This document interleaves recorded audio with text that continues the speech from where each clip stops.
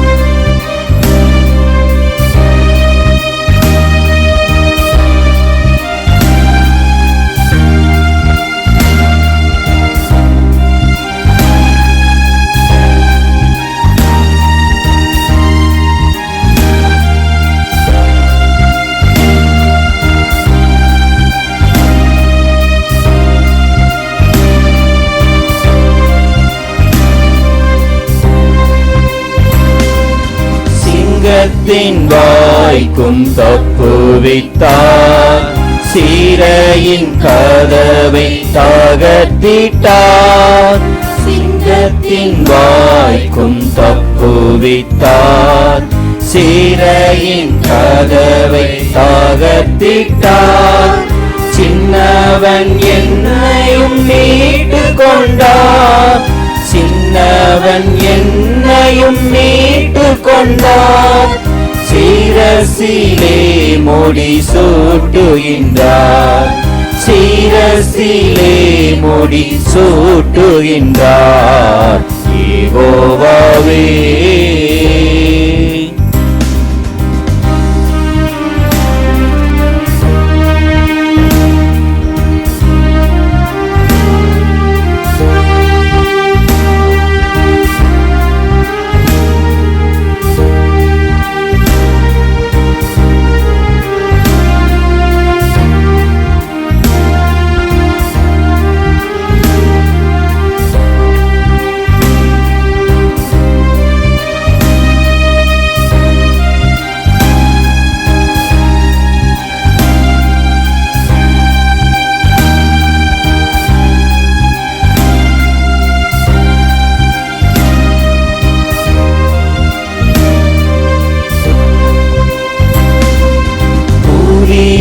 வாழ்வு பிறந்தது, வாழ்வில் ஒளியும் மலர்ந்தது.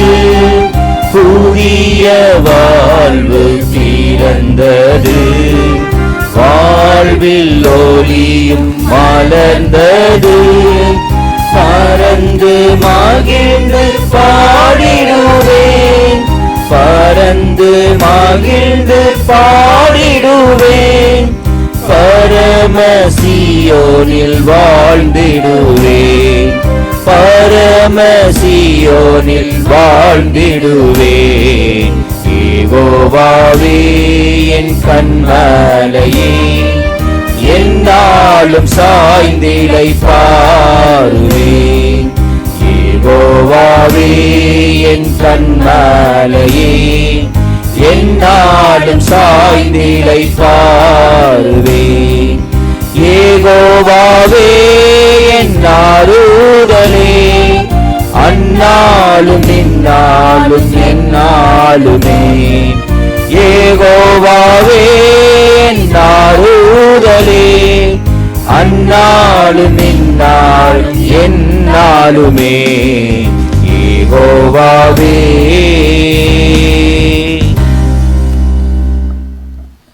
இந்த மாலை நேர கூடுகைக்கு ஆரம்ப ஜெபமாக நம்முடைய அன்பு சகோதரர் ஆம்ப்ரோஸ் அவர்கள் நம்ம ஜெபத்தில் நடத்துவார்.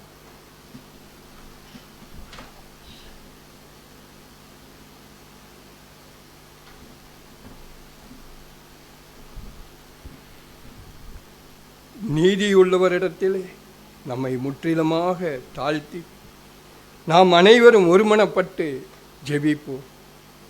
மகா பரிசுத்தத்தில் வீற்றிருந்து பூமியில் உள்ள உம்முடைய அன்பின் பிள்ளைகளாய் எங்கள் ஒவ்வொருவரையும் ஒவ்வொரு நாளும் கண்மணி போல பாதுகாத்து சத்தியத்தின் பாதையிலும் நீதியின் பாதையிலும் அன்பின் பாதையிலும் வழிநடத்தி வருகிற தூயாதி தூயவராயிருக்கிற எங்கள் அன்பின் பரலோக தேவாதி தெய்வமே, உங்களுடைய அந்த பரிசுத்தம் உள்ள திரு நாமத்திற்கு எங்கள் ஆண்டவரும் இரட்சகரும் கல்வாரியில் தன் ஜீவனை தந்து எங்களை மீட்ட எங்கள் இயேசு கிறிஸ்து அரசருடைய அந்த புண்ணிய நாமத்தை தெய்வமே, இந்த மாலை வேளையில் உம்முடைய அன்பு பிள்ளைகளாகிய நாங்கள் அனைவரும் உங்களுக்கே துதியும் கனமும் மகிமையும் ஸ்தோத்திரம் நன்றியையும் ஏறெடுக்கிறோம். அன்பு தகப்பன் தேவனே, இந்த நாளையும் எங்களுக்கு ஒரு கிருபையாய் தந்திருக்கிறீர் சுவாமி. ஒவ்வொரு நாளும் ஒவ்வொரு நிமிஷமும் உம்முடைய அன்பின் தயவால் பெற்றிருக்கிற உம்முடைய அன்பு பிள்ளைகள் சுவாமி. இந்த வேளையிலும் அப்பா உம்முடைய சத்திய ஆகாரத்தை நாங்கள் எங்கள் இருதயத்திற்குள்ளாக நிலைநிறுத்தி சிந்தைக்குள்ளாக கொண்டு சென்று நாங்கள் வாழ நீங்கள் எங்களுக்கு ஒரு இரக்கம் செய்திருக்கிறீர் தகப்பனே. தேவனே, இந்த நாளிலும் உம்முடைய பரிசுத்த வேதாகமத்தில் உள்ள அந்த யோபு ஐயாவுடைய சரித்திர புத்தகத்திலே தேவனே எங்களுக்கு உண்டான பாடங்களை நீங்கள் தந்து கொண்டிருக்கிறீர் சுவாமி.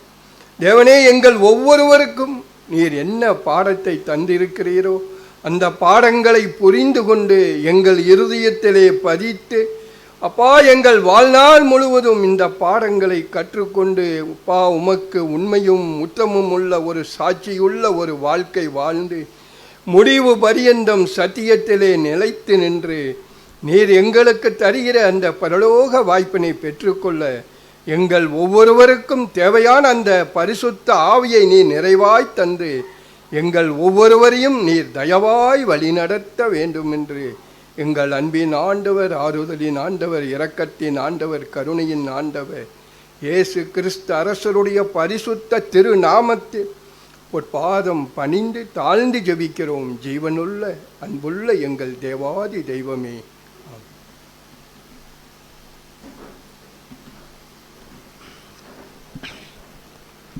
கிறிஸ்துவுக்கு அன்பான சகோதர சகோதரிகளே, நம்முடைய பிதாவாகிய தேவனின் அளவற்ற கிருபை நிமித்தமாக ஒவ்வொரு வாரமும் வெள்ளிக்கிழமை தோறும் யோபு புஸ்தகத்தில் உள்ள வசனங்களை சத்தியத்தின் வாயிலாக நாம் தியானித்து கொண்டு வருகின்றோம். அதன் தொடர்ச்சியை இன்றை நாம் தியானிக்க இருக்கின்றோம். நம்முடைய அன்பு சகோதரர் ஜேம்ஸ் பாஸ்கவர் நம்முடைய தூத்து கொடுப்பார்.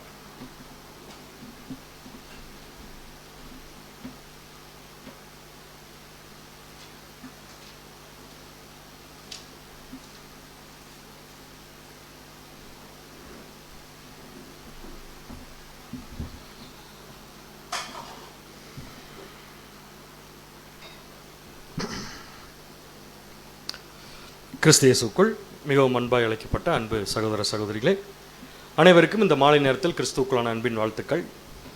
தேவனுடைய பெரிதான கிருபை நிமித்தமாக நம்ம மீண்டும் ஒரு வாரத்திற்கு பின்பாக நம்முடைய தொடர்ச்சியான யோபு புஸ்தகங்களுடைய வரிசையில் அடுத்த ஒரு பாடத்திற்கு அடுத்த ஒரு வாரத்திற்கு நாம் வந்து சேர்ந்திருக்கிறோம்.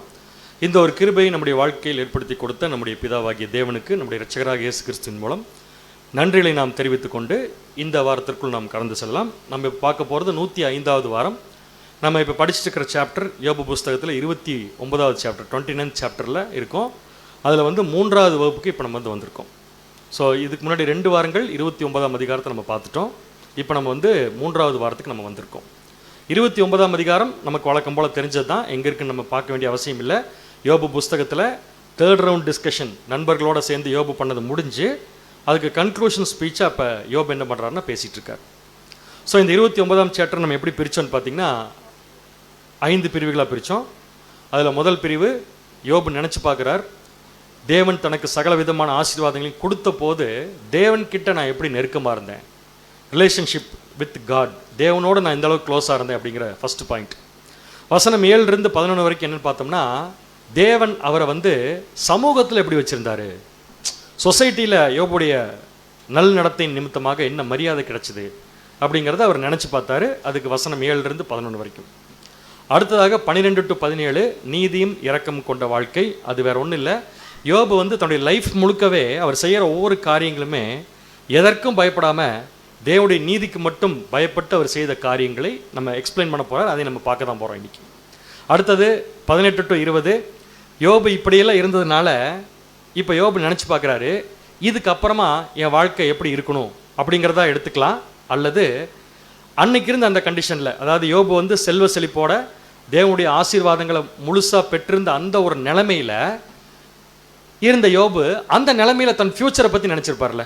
அதாவது யோபு வந்து எல்லா விதமான ஆசீர்வாதங்களோடு இருக்கிறப்ப அந்த ஒரு நிலைமையில் யோபு வந்து கண்டிப்பாக அவருடைய ஃப்யூச்சரை பற்றி நினச்சிருப்பார் இல்லையா, எப்படி இருக்க போகிறோம். ஏன்னா இப்போ நான் தேவனுக்கு கீழ்ப்படிஞ்சிருக்கிறேன், அதனுடைய தொடர்ச்சியாக என்னுடைய லைஃப்பில் எதிர்காலத்தில் நான் எப்படி இருப்பேன்னா, தேவனுக்கு கீழ்ப்படிஞ்சிருந்தா தேவன் வந்து ஒரு நீதிமான உயர்த்துறார் அப்படின்னு சொல்லி பார்த்தீங்கன்னா அதுக்கு பின்னாடி பல காரணங்கள் இருக்கும்.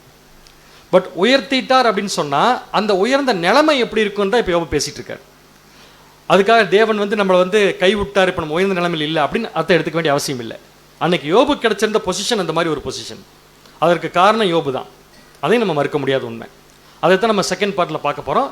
அதில் வந்து நம்ம முதல் பார்ட்டில் கடைசி வசனத்தை மட்டும் பார்த்துட்டு நம்ம போகலாம். அதாவது இந்த முதல் போர்ஷனில் லாஸ்ட் வசனத்தில் ஒரு வார்த்தை வந்து தமிழ் பைபிளில் மட்டும்தான் வந்திருக்கு, மற்ற எந்த பைபிளில் இல்லை. அதனால் அதை ரீகால் பண்ணுறதுக்காக போட்டிருந்தேன். யோபு கால் கழுவுனாரா இல்லையா? மெமோரியல் சப்ஜெக்ட் இல்லைங்க இது. யோபு பாதங்களை கழுவினார். கரெக்டாக எதை வச்சு கழுவுனதா சொல்லியிருச்சக்க? அது நெய் கிடையாது, என்னன்னு சொல்லி பார்த்தது பட்டர், வெண்ணெய்ன்னு சொல்லி பார்த்தோம். அதுக்கப்புறம் மலையிலிருந்து அவருக்கு தண்ணி வர மாதிரி எது வந்துச்சாமா? எண்ணெய் வந்துச்சு. அப்படிங்கிறது ஒரு செல்வ செழிப்பின் மிகுதியை பற்றி பேசுறாருன்னு பார்த்தோம். பட் அந்த இடத்துல ஒரு வார்த்தை கவனிச்சிங்கன்னா யோபு 29:6 அந்த செல்வ நாட்களின் சீர் இப்பொழுது இருந்தால் நலமாக இருக்கும். அந்த வார்த்தை வந்து தமிழை தவிர வேறு எந்த டிரான்ஸ்லேஷனுமே இல்லை. அந்த செல்வ நாட்களில் இருந்த சீர் இப்போது இருந்தால் நலம். எப்போது இருந்தால் அப்படின்னு எதிர்பார்க்குறாரு? இப்போன்னா எப்போ? இப்போ இல்லை, 2025 இல்லை. எப்போ? அவர் கஷ்டப்பட்டு கொண்டிருக்கும் போது யோசிச்சு பார்க்குறாரு. அந்த சீர் இப்போ இருந்தால் நலமாக இருக்குது அப்படிங்கிற இந்த வார்த்தை இங்கிலீஷில் பார்த்தீங்கன்னா எங்கேயுமே இல்லை. கீழே பாருங்கள், ஏஎஸ்வி டிரான்ஸ்லேஷன் போட்டிருக்கேன், என்ஐவி போட்டிருக்கேன். இந்த 2 இடத்துலையுமே அதுக்குரிய ப்ரூஃப் எதுவுமே நமக்கு இல்லை. ஸோ அதனால் தமிழ் பைபிளில் கொஞ்சம் அந்த வார்த்தை ஆட் ஆகி வந்திருக்கு அப்படிங்கிறது உங்களுக்கு இன்ஃபர்மேஷன் தெரிவிச்சுக்கிறேன். ஸோ நம்ம செகண்ட் போர்ஷனுக்கு போய்க்கலாம். செகண்ட் போர்ஷனுக்கு என்ன தலைப்பு வச்சோம்? அதெல்லாம் கேட்கக்கூடாது. இவ்வளோ நேரம் ஒழுங்காக கேட்டோம்ல நாங்கள், இதுக்கு மேலே நீங்கள் கிராஸ் கொஸ்டின் கேட்கக்கூடாது. செகண்ட் பிரிவுக்கு என்ன பேர்னா சபையில் அவர் பெற்ற மதிப்பு அப்படி சொல்லாமா, அல்லது தேவன் அவர் கொடுத்திருந்த நிலைமைன்னு சொல்லாமா? தேவன் அவர் கொடுத்திருந்த நிலைமை. ஸோ இது வரைக்கும் என்னென்ன தேவன் கொடுத்திருந்தாரு? தேவனுடைய வெளிச்சத்தை கொடுத்திருந்தாரு. அதுக்கப்புறம் அவருடைய ரகசிய செயல் அவர்கிட்ட இருந்துச்சு. அதுக்கப்புறம் அவருடைய பிரசன்னம் இருந்துச்சு. அதுக்கப்புறம் தேவன் கொடுத்திருந்த செல்வங்கள் இருந்துச்சு. அதைத்தான் கால் வந்து எதில் கழுவினேன்னு சொன்னார்னா வெண்ணெயினால் கழுவினேன் அப்படிங்கிறதா சரியான வார்த்தை அதில். ஸோ இந்த மாதிரி ஒரு பொசிஷன் கொடுத்திருந்தார் யோபுக்கு. இந்த கண்டிஷனில் கொடுத்திருந்த யோபுவை தேவன் எப்படி வச்சிருந்தார் சொசைட்டியில் அப்படின்னு பார்த்தீங்கன்னா அதுக்கு ஒரே ஒரு வார்த்தை தான், தேவன் அவரை வைத்திருந்த நிலைமை. அப்போ தேவன் எதுக்கெல்லாம் ரெஸ்பான்சிபிலிட்டி எடுத்துக்கிறாருன்னா, நீ மட்டும் நான் சொன்ன மாதிரி கேட்டு இருந்தீங்கன்னா உங்களை நான் எங்கே வைக்கிறேன்னா நீங்கள் இமேஜின் பண்ண முடியாத இடத்துல கூட நான் வச்சிட்றேன்ட்டார். ஆனால் ஒரு விஷயம் நம்ம புரிஞ்சுக்கணும், எப்படின்னா தேவன் உயர்த்துறார் அப்படின்னா ஆசீர்வாதத்தை மட்டும் உயர்த்துவார் நம்ம எடுத்துக்க முடியாது. தேவன் நம்மளை உயர்த்துறாருன்னா ஆசீர்வாதத்தை மட்டும் கொடுத்தா உயர்த்துதல் அப்படின்னு நம்ம எடுத்துக்க முடியாது. சில பேருக்கு பாடுகளை கொடுத்து கூட என்ன பண்ணலாம், உயர்த்தலாம் இல்லையா? ஸோ பாடுகள் மத்தியில் கூட உங்களுக்கு சில உயர்வு கிடைக்கும். அதனால சில பேருக்கு பாடுகளை கொடுத்து முன்னேற்றுவார். இப்போ யோபுடைய நீதியான வாழ்க்கைக்கு பரிசா தேவன் என்ன கொடுத்துருக்காருன்னா, சமுதாயத்தில் அவருக்கு ஒரு ஸ்பெஷல் பொசிஷன் கொடுத்துருந்தார். இது நாம் போய் சம்பாதிக்கலாம் முடியாது. நாமளா நினச்சி ஒரு மனுஷன், ஒரு சகோதரனோ சகோதரியோ மற்ற ஜனங்கள் மத்தியில் தனக்குன்னு ஒரு செல்வாக்க தானாக சம்பாதிக்க வாய்ப்பே இல்லை. அப்படி எங்கேயாவது இருக்கான்னு சொல்லுங்க பார்க்கலாம். இந்த உலகத்தில் இருக்கிற தலைவர்கள் என்ன பண்ணுவாங்கன்னா, பொய்யான கருத்துக்களை சொல்லி அதன் மூலம் ஆதாயத்தை தேடுவாங்க. அது நிலைக்கு தான் பாருங்க, அது ஒரு சர்டன் இயர்ஸ் தான், அது கொஞ்சம் காலம்தான். ஆனால் தேவனுடைய பிள்ளைகளை தேவன் உயர்த்துறாருன்னா அதுக்கு பின்னாடி ஒரே ஒரு காரணம் தான் இருக்கும். அந்த ஒரு காரணம் என்ன சொல்லுங்க பார்க்கலாம். அவங்க கொடுக்குற வாக்குறுதி எல்லாம் கிடையாது, அவர்கள் வாழ்ற நீதியான வாழ்க்கைக்கு தேவன் கொடுக்குற பரிசு. ஸோ அந்த மாதிரி ஒரு பரிசை தேவன் யோபு கொடுத்துருந்தாரு. இப்போ யோபு எதை நினைச்சு சந்தோஷப்பட்டுக்கோன்னா, தேவன் தனக்கு இந்த பொசிஷன் கொடுத்துருக்காருங்க நினைச்சு சந்தோஷப்பட வேண்டியதில்லை. ஏன்னா இந்த பொசிஷனை தேவன் கொடுப்பதற்கு நான் எந்த அளவுக்கு நடந்திருக்கேன் அப்படிங்கிறது முக்கியமான விஷயம். அப்போ நம்ம ஒவ்வொருத்தரும் கவலைப்பட வேண்டியது என்ன பொசிஷன் இருக்கோங்கிறதல்ல, எப்படி நடந்திருக்கோங்கிறதான் கவலைப்படணும். அதான் நம்முடைய கையில் இருக்கிற விஷயம். இப்போ யோபு கொடுத்துட்டார். இப்போ யோபு நினைச்சு பார்க்குறாரு, எப்படின்னா நல்லா இருக்கிறப்ப இல்லை, கஷ்டப்படுறப்ப எப்படி இருந்தார் அப்படின்னு சொல்லி பார்த்தீங்கன்னா, அந்த பட்டண வீதியில் வாசலுக்கு நான் புறப்பட்டு போய் வீதியில் என் ஆசனத்தை போடும்போது, அந்த வார்த்தை சொல்லும் போது ஒரு இமேஜினேஷன் மனசுக்குள்ள வந்துருக்கு பாருங்க. ஒரு பெரிய சேர் இருக்கும், அந்த சேர்ல யாருமே உட்காந்துருக்க மாட்டாங்க. அதான் உங்க மனசுல ஒரு காட்சி வருது, அந்த சேர்ல யாருமே உட்காந்துருக்க மாட்டாங்க. இப்போ யார் நடந்து வரா, யோபு நடந்து வந்து அந்த சீட்ல என்ன பண்ண போறாரு, இப்போ உட்கார போறாரு. யாரோ எந்திரிக்க சொல்லிட்டு உட்காருவாரா, அல்லது இவரே போய் உட்காந்துருவாரா? ஏன் அவர் போய் உட்காந்துருவாரு? பக்கத்தில் கூட யாரும் உட்கார மாட்டாங்க. ஏன்னு கேட்டால் யோபுக்கு கொடுக்குற மரியாதை, யோபுக்கு கொடுக்குற மரியாதையா, யோபுடைய நீதி கொடுக்குற மரியாதையா? அப்போ மரியாதை எதுக்கு உண்டு நமக்கு? அப்போ நீதியே செய்யாமல் மரியாதை எல்லாரும் கொடுக்கணும்னு சொல்கிறது தப்பு தானே? உண்மைதானது? தலையாட மாட்டேங்குது. நம்ம எந்த நீதியுமே கீழ்ப்படியாமல் எதையுமே செய்யாமல் நம்ம இஷ்டத்துக்கு செஞ்சுட்டு ஆனால் எல்லாரும் நீ மதிக்கணும்னு நினச்சா அது தப்பு தானு கேட்குறேன் நான். அப்போ எல்லாரும் நம்மளை மதிக்கணும்னா முதல்ல யார்கிட்ட சர்டிஃபிகேட் வாங்கணும்? தேவன்கிட்ட. தேவன்கிட்ட சர்டிஃபிகேட் வாங்குறதுக்கு போர்ஷன் இது, போர்ஷன் இது நீதி. அந்த நீதியை நம்ம என்ன பண்ணணும், எடுத்து கை கொள்ளணும்.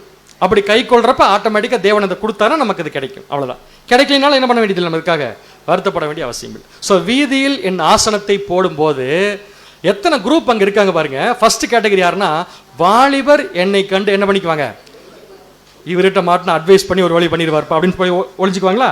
இதுவும் தவறான மொழிபெயர்ப்பு நம்ம படிச்சிருந்தோம். வாலிபர்கள் அவருக்கு மரியாதை கொடுத்து என்ன பண்ணுவாங்கன்னா ஒதுங்கிடுவாங்க. அவ்வளோதான். அது வரைக்கும் பேசின பேச்சை நிறுத்திட்டு என்ன பண்ணிடுவாங்க, ஒதுங்கிடுவாங்க. அடுத்தது முதியோர் எந்திரிச்சு என்ன பண்ணுவாங்க, நிற்பாங்க. இப்போ சொல்லுங்க, முதியோர் அப்படிங்கிறவங்களுக்கு ஆக்சுவலாக நீதியான செய்கையை நம்ம செய்யணும்னா அவங்கள உட்கார வச்சுட்டு நாம் எந்திரிச்சு நிற்கணும். இதான் தேவன் எதிர்பார்க்குற நீதி கூட பார்த்தீங்கன்னா.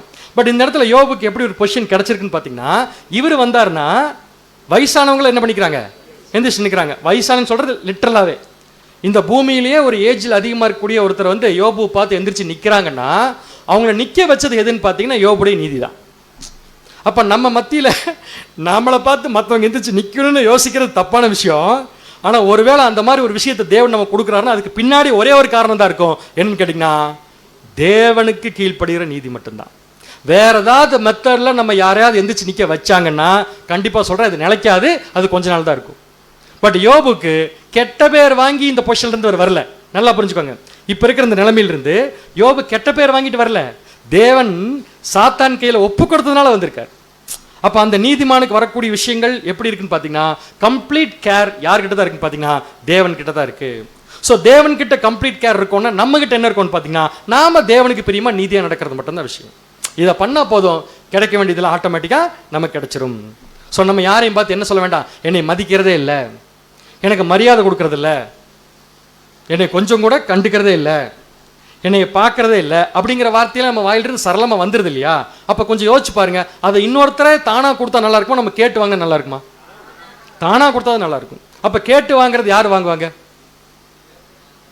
கேட்டு வாங்குறது யார் வாங்குவாங்கன்னா, தேவனுக்கு நீதியாக நடக்க முடியாது, ஆனால் எனக்கு அந்த நிலைமை வேணும். இது நியாயமே இல்லை பிரதர், நியாயமே இல்லை. அப்போ இந்த இடத்துல நமக்கு தேவன் கொடுக்குற எல்லா விஷயமே எந்த அடிப்படையில் வருதுன்னா, நாம தேவனுக்கு எப்படி இருக்கிறோம் அப்படிங்கிற அடிப்படையில் தான் கிடைக்குது. அதில் எந்த மாற்று கருத்தும் இல்லை. ஸோ முதியோர் எந்திரிச்சு நிற்பாங்க, வாலிபர்கள்லாம் கண்டு ஒளிஞ்சு கொள்வார்கள். அடுத்தது, பிரபுக்கள் பேசுவதை நிறுத்தி அப்படின்னு என்ன அர்த்தம்? அது வரைக்கும் யார் பேசலாம்? பிரபுக்கள் பேசலாம். அப்படின்னா பிரபுக்கள் அந்த ஜட்ஜ்மெண்ட் நடக்கக்கூடிய இடத்துல தாராளமாக பேசுறதுக்கு உங்களுக்கு உரிமை இருக்கு. அவங்க பேசுறதை ஸ்டாப் பண்ண வேண்டிய அவசியம் இல்லை. ஆனால் பேசுறதை ஸ்டாப் பண்ணுறாங்கன்னு அதுக்கு என்ன காரணம் பார்த்தீங்கன்னா, யோபு மேலே வச்சிருக்கிற அந்த மரியாதை, தேவன் கொடுத்துருக்க அந்த நிலைமை. ஸோ பிரபுக்கள் பேசுகிறதை நிறுத்தி கையினால் தங்கள் வாயை பொத்திக் கொள்வார்கள் என்றால் என்ன அர்த்தம்? இந்த காட்சி நீங்க எங்கேயாவது பார்த்துருக்கீங்களா? கையினால் வாயை பொத்திக் கொள்வது எங்கேயாவது பார்த்துருக்கீங்களான்னு என்னை பார்த்துருக்கீங்களான்னு கேட்கல உங்களை. கையில் வாயை பொத்திக்கிறது என்ன அர்த்தம்? இனிமேல் நான் என்ன பண்ண மாட்டேன், எந்த காரணத்தை கொண்டும் பேச மாட்டேன். இதை யோபு மிரட்டி வாங்கினாரா அல்லது அதுவா கிடைச்சா? அதுவா கிடைச்சதா தேவன் கொடுத்தாரா? என்ன மாத்தி மாத்தி சொல்றீங்க பதில்? தேவன் கொடுத்தார். தேவன் சும்மா கொடுத்தாரா அவர் வாழ்ந்த வாழ்க்கைக்கு பரிசா கொடுத்தாரா? அப்ப நம்ம கவலைப்பட வேண்டியது எந்த விஷயத்தை மட்டும்தான்? என்ன பொசிஷன் நமக்கு வேணுங்கிறத பத்தி இல்ல, எப்படி தேவனுக்கு நீதியா இருக்குங்கிறத முக்கியமான விஷயம். தேவனை மீறி இந்த உலகத்துல நம்மளை யாரையும் கீழே தள்ளவும் முடியாது. தேவனை மீறி நம்மளை யாரும் மேலே கொண்டு போக முடியாது. மீறிங்கிற வார்த்தைக்குள்ள என்ன இருக்குன்னா, நம்ம தேவனுக்கு பயந்து வாழ்ற வாழ்க்கை மட்டும்தான் இருக்கு. உண்மையாக சொல்ல போனா தேவனுக்கு நீதியாக வாழ்றவங்களுக்கு பயமே இருக்காது. ஏன்னா என்ன நடந்தாலும் பரவாயில்ல, இதுதான் ரிசல்ட் நம்மளுக்கு நல்லா தெரியும். அதை நோக்கி அவங்க பாட்டுக்கு போயிட்டே இருப்பாங்க. சரிங்களா? ஸோ எத்தனை குரூப் பார்த்தீங்க? வாலிபர், முதியோர், பிரபுக்கள். அடுத்து இன்னொரு குரூப் இருக்காங்க, பெரியோர். அவங்க என்ன பண்ணுவாங்களாமா? வாசிங்க இப்ப யோபு 29:10. யோபு 29ஆம் அதிகாரம் 10ஆம் வசனம். பெரியோரின் சத்தம் அடங்கி. அதாவது இவர் வந்ததுக்கு அப்புறம் இப்படி எடுத்துக்கலாம். யோபு வர்றதுக்கு முன்னாடி அங்க ஒரே சத்தமா இருக்கும். யார் பேசிட்டு இருப்பாங்க? என்ன பேசிட்டு இருப்பாங்க? அவங்க ஊர் கதை பேசிட்டு இருப்பாங்களா? இல்ல, அவர்கள் ஜட்ஜ்மெண்ட் கொடுக்க பேசிட்டு இருப்பாங்க. ஒரு வழக்க பெரியவர் என்ன பண்ணலாம்? விசாரிக்கலாம். ஆனா விசாரிச்சுட்டு இருக்கிற பெரியவரெல்லாம் யோபு வந்துட்டாருன்னா இனிமேல் நாம சொல்றதை விட யார் சொன்னா கரெக்டா இருக்கும்? யோபு சொன்னா கரெக்டா இருக்குன்னு சொல்லிட்டு பெரியோரின் சத்தம் அடங்கி அவர்கள் நாக்கு அவர்கள் மேல்வாயோடு ஒட்டிக்கொள்ளும். நாக்கு எப்ப மேல்வாயோடு ஒட்டுன்னு போன வாரமும் கேட்டேன். இந்த வாரம் திருப்பி கேட்டா புதுசா பார்க்குற மாதிரி பார்த்தீங்கன்னா ஒன்றும் பண்ண முடியாது. பயம். ஸோ அப்போ யோபு கண்டா பெரியோர்களுக்கு என்னவா இருக்குன்னு பார்த்தீங்கன்னா ஒரு பயம். என்ன பயம்? இவர் பேச ஆரம்பிச்சாருன்னு நிறுத்த மாட்டார், அந்த பயம் தானே. இவரை மட்டும் சான்ஸ் கிடைச்சு அட்வைஸ் பண்ண விட்டா 3/4 மணி நேரம் பண்ணுவாருங்க. அதனால பேசாம நம்ம என்ன பண்ணிக்கலாம்? வாயை க்ளோஸ் பண்ணிக்கலாம்னு க்ளோஸ் பண்ணுறாங்களா? அந்த வாய் க்ளோஸ் பண்ணுற அந்த நாக்கு ஒட்டுறது இல்லை. இது எதுன்னா, நான் பேசி யோபு சொல்ற நீதி எங்க டிஸ்டர்ப் ஆகக்கூடாது. அதாவது நான் பேசுறதுனால யோபு கொடுக்குற ஜட்ஜ்மெண்ட்டுக்கு டிஸ்டர்பன்ஸ் வரக்கூடாது. ஸோ அவர் கொடுத்தா தான் கரெக்டாக இருக்கும். அப்போ நான் பண்ண வேண்டியது அவர் சொல்றதை கேட்டு பேசாம என் வாயை க்ளோஸ் பண்ணிக்கிறது தான் கரெக்டாக இருக்கும். இந்த அளவுக்கு தேவன் உயர்த்தி வச்சிருக்கிறாருன்னா எப்படிங்கிறது இது வாய்ப்பு எனக்கு தெரிஞ்சு. எனக்கு ஒரு விஷயம் என்ன நல்லா மனசுக்குள்ள படுதுன்னு பார்த்தீங்கன்னா, இதை கண்டிப்பாக யோபு தானா சம்பாதிக்க முடியாதுங்க. எத்தனை வருஷமானாலும் ஒரு சர்டிஃபிகேட் யாருமே பார்த்தீங்க. ஸோ நெக்ஸ்ட் இன்னொரு வசனம் படித்தோம். போன வாரம் படித்தது எல்லாமே ரீகால் தான் பண்ணிருக்கேன். யோபு 29:11 என்னை கேட்ட காது என்னை பாக்கியவான் என்றது அப்படின்னு யோபே பேசிட்டு இருக்காரு. என்னை கேட்ட காது என்னை, எதை கேட்ட காது?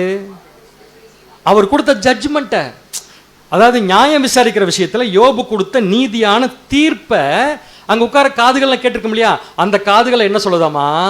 பாக்கியவான் கிடையாது, நம்ம ஏற்கனவே இங்கிலீஷ்ல பார்த்துட்டோம். Spoke well of me. அதாவது ஒரு அருமையான சாட்சியை கொடுத்துருக்காங்க உங்களுக்கு. என்ன சாட்சின்னு பார்த்தீங்கன்னா வேற ஒன்றும் இல்லை, இந்த மாதிரி ஒரு நியாய தீர்ப்பை மனுஷனால என்ன பண்ண முடியாதுங்க, கொடுக்க முடியாது. அப்படி ஒரு தீர்ப்பை யார் கொடுத்துருக்காங்கன்னு மற்றவங்களாம் சொல்றாங்களாமா? யோபு பார்த்து சொல்றாங்க. என்னை கண்ட கண் எனக்கு என்ன இட்டது? சாட்சி. எதை கண்ட கண்? யோபு வார வாரம் ஊருக்கு போறதை பார்த்த கண்ணா? எதை பார்த்த கண்? அவர் கொடுக்குற நீதியான தீர்ப்பை, அவர் ஹேண்டில் பண்ற விதத்தை பார்த்த கண்கள் என்ன சொல்லுதாமா? தி கமெண்டட் மீன் சொல்லி இருக்கு. பார்த்தீங்கன்னா வேற ஒன்றும் இல்லைங்க, வியந்து போயிருக்காங்க அவர் ஞானத்தை பார்த்து. நமக்கு தெரிஞ்ச பைபிள்ல பெரிய ஞானியார், நமக்கு தெரிஞ்ச பைபிள் இல்லாத பெரிய ஞானியாரு? பைபிள் இல்லாத பெரிய ஞானியாருன்னு கேட்டேன் உங்களுக்கு. என்ன ஒரு சிரிப்பு! வேற யாரு? உண்மைதான். சில சமயத்தில் நம்ம பேசுற பேச்சு அப்படித்தான் இருக்கும். மற்றவங்க பேசுறது எல்லாம் கம்ப்ளீட்லி ராங்க, நான் மட்டும் தான் கரெக்ட். ஸோ இன்டெரக்ட் நம்ம என்ன சொல்ல வரோம்? என்னையோட பெரிய ஞானி யாருங்க? இங்க வாங்கியிருக்காரு பாருங்க சர்டிபிகேட்டு, இவரோட பெரிய ஞானி யாருங்க? சாலமோனுடைய ஞானத்தை பார்க்கறதுக்கு எங்கிருந்து நம்ம வந்துச்சு? சேபா நாட்டு இளவரசி வந்துச்சு. என்ன பார்க்கறதுக்கு? என்ன அழகா அவர் நியாய தீர்ப்பு கொடுக்குறாருங்கிறத பார்க்கறதுக்கு அங்கிருந்து ஆள் வந்துச்சு. இப்படி ஒரு ஆள் இருக்கிறத கேட்டிருந்தா எங்க இருந்தெல்லாம் வந்திருப்பாங்க. பார்த்தவங்கெல்லாம் சொல்றாங்களாமா, என் கண்ணு கொடுத்து வச்சிருக்குங்க, என் காது கொடுத்து வச்சிருக்கு அப்படின்னு சொல்றாங்களாம். திருவள்ளுவத்தில் வாச்சோம்னா வாசிங்ஸ்டதை, என்னை யார் கேட்டாலும் என்னை பற்றி நன்றாக பேசினார்கள். போன வாரம் பார்த்தோம். ஒரு மனுஷனுடைய வாழ்க்கையை ஒரு ஊருடைய சரித்திரத்திலிருந்து படிக்கலாம். அந்த ஊருடைய சரித்திரத்தை எடுத்து படிச்சோம்னா அந்த மனுஷன் எந்த அளவுக்கு வாழ்ந்திருக்கான்னு கண்டுபிடிக்கலாம். அந்த மாதிரி இந்த ஜனங்க கொடுக்குறாங்க, யோபு மாதிரி ஒரு நீதிமான் யாருமே கிடையாது அப்படின்னு கொடுக்குறாங்க. அடுத்தது, என்னை பார்த்தவர்கள் என்னை புகழ்ந்தார்கள். என்னை புகழ்ந்தார்கள் அப்படின்னா புகழ்ச்சிக்காக இல்லை, அவர் செய்த நியாய தீர்ப்பை பார்த்து என்ன பண்றாங்கன்னா அவங்க புகழ்ச்சி அடைகிறாங்க. உண்மைதானே பேர்? ஓகே. So next homework. அப்போ இவ்வளோ நேரம் ஹோம்ஒர்க்கு இல்லை, இப்போ தான் ஹோம்ஒர்க் வரும். ஸோ ஹோம்ஒர்க்கில் என்ன கேட்டிருந்தோம்னா 3rd பாயிண்ட்டுக்கு வந்துட்டோம். நீதியும் இரக்கமும் கொண்ட வாழ்க்கை. இதில் வந்து ஏற்கனவே எத்தனை வசனம்? 6 வசனம் இருக்கு. இந்த 6 வசனத்தில் என்ன இருக்குன்னு கொஸ்டின் கேட்டிருந்தேன். நல்லா டீப்பாக எக்ஸ்பிளனேஷன் கொடுத்துருக்காங்க நம்ம பிரதர்ஸ் எல்லாம். ஸோ அதில் வந்து எல்லாத்தையும் படிக்கிறதுக்கு இப்போ டைம் இருக்க வாய்ப்பு இல்லை. ஆனால் எப்படி போட்டிருக்காங்கன்னா ஒவ்வொரு வசனத்துக்கு பிரித்து 12, 13, 14 பிரித்து போட்டிருக்காங்க. ஒருவேளை ஒரு கிளான்ஸ் ஏதோ ஒன்றை மட்டும் படிச்சுட்டு நம்ம போகலாம். பார்த்தீங்கன்னா வாசிங் ஸ்ட்ரிப் இந்த இடத்துல யோபு 29ஆம் அதிகாரம் வசனம் 12 முதல் 17. அதாவது யோபு 23ஆம் சாப்டர்ல நம்ம பிரிச்ச 3வது பிரிவு, அதோட விளக்கம். யோபுவின் நீதியும் இரக்கமும் கொண்ட வாழ்க்கை இவ்வாறு இருந்தது. எவ்வாறு இருந்ததுன்னு கீழே இருக்காமா. அடுத்தது, ஏழை உதவிக்காக கூப்பிட்ட போது உதவி இருக்கிறார். ஏழை உதவிக்காக கூப்பிட்ட போது என்ன பண்ணியிருக்காராம் அவரு? உதவி அப்படின்னு அடுத்ததான் வரப்போகுது. அதாவது எந்த அளவுக்கு ஒவ்வொருத்தருக்கு ஹெல்ப் பண்ணியிருக்கார். ஆனால் இந்த இடத்துல அவங்க கொடுத்துருக்கிற மீனிங் கரெக்டான மீனிங் இல்லை. இன்னும் நம்ம டீப்பாக பார்க்க போகிறோம். ஸோ ஏழை கூப்பிட்டதுக்கு உதவி பண்ணியிருக்காரு. பெற்றோரற்ற பிள்ளைகளுக்கும் கவனிப்பாரற்ற பிள்ளைகளுக்கும் உதவி இருக்கிறார். அடுத்து நெக்ஸ்ட், யோபு நேர்மையான வாழ்க்கை ஆடையாக உடுத்தி இருக்கிறார். நேர்மையான வாழ்க்கையவே என்னவா உடுத்திருக்காராமா?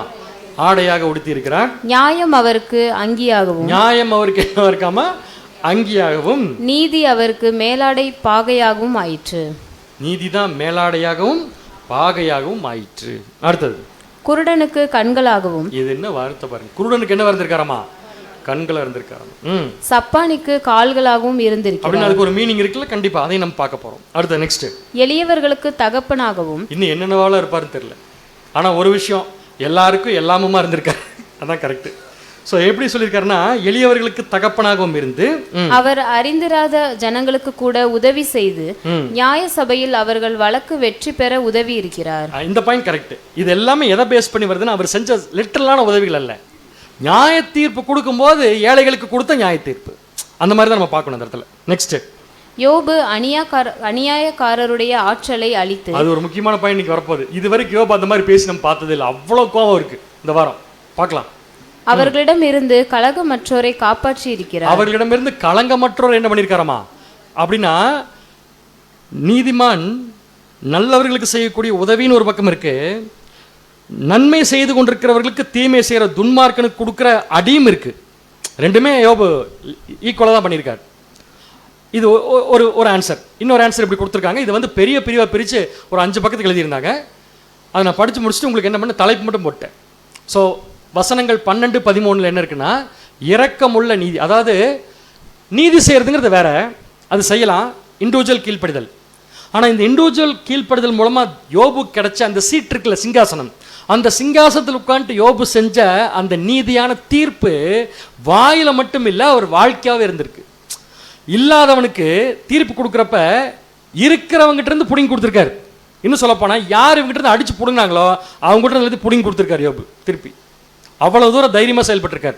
அதான் இங்கே சொல்லியிருக்காங்க, இரக்கமுள்ள நீதி. அடுத்தது, நீதியுள்ள குணலட்சணம். தட் மீன்ஸ் என்ன அர்த்தம்னா, யார் யாருக்கு எப்படி எப்படி இருந்தால் என் லைஃப் பிரயோஜனமாக இருக்கும், என்னால் அவங்களுக்கு பிரயோஜனமாக இருக்குமோ, இவருக்கு என் லைஃப் இப்படி இருந்தால் பிரயோஜனமாக இருக்கும், அவருக்கு என் லைஃப் இப்படி இருந்தால் பிரயோஜனமாக இருக்கும், யார் யாருக்கு நான் என்னென்னவா இருக்கணும், யார் யாருக்கு நான் என்னென்னவா இருக்கணுங்கிறத பார்த்து பார்த்து யோபு என்ன பண்ணியிருக்காருன்னா ஹெல்ப் பண்ணியிருக்காரு எல்லாத்துக்குமே.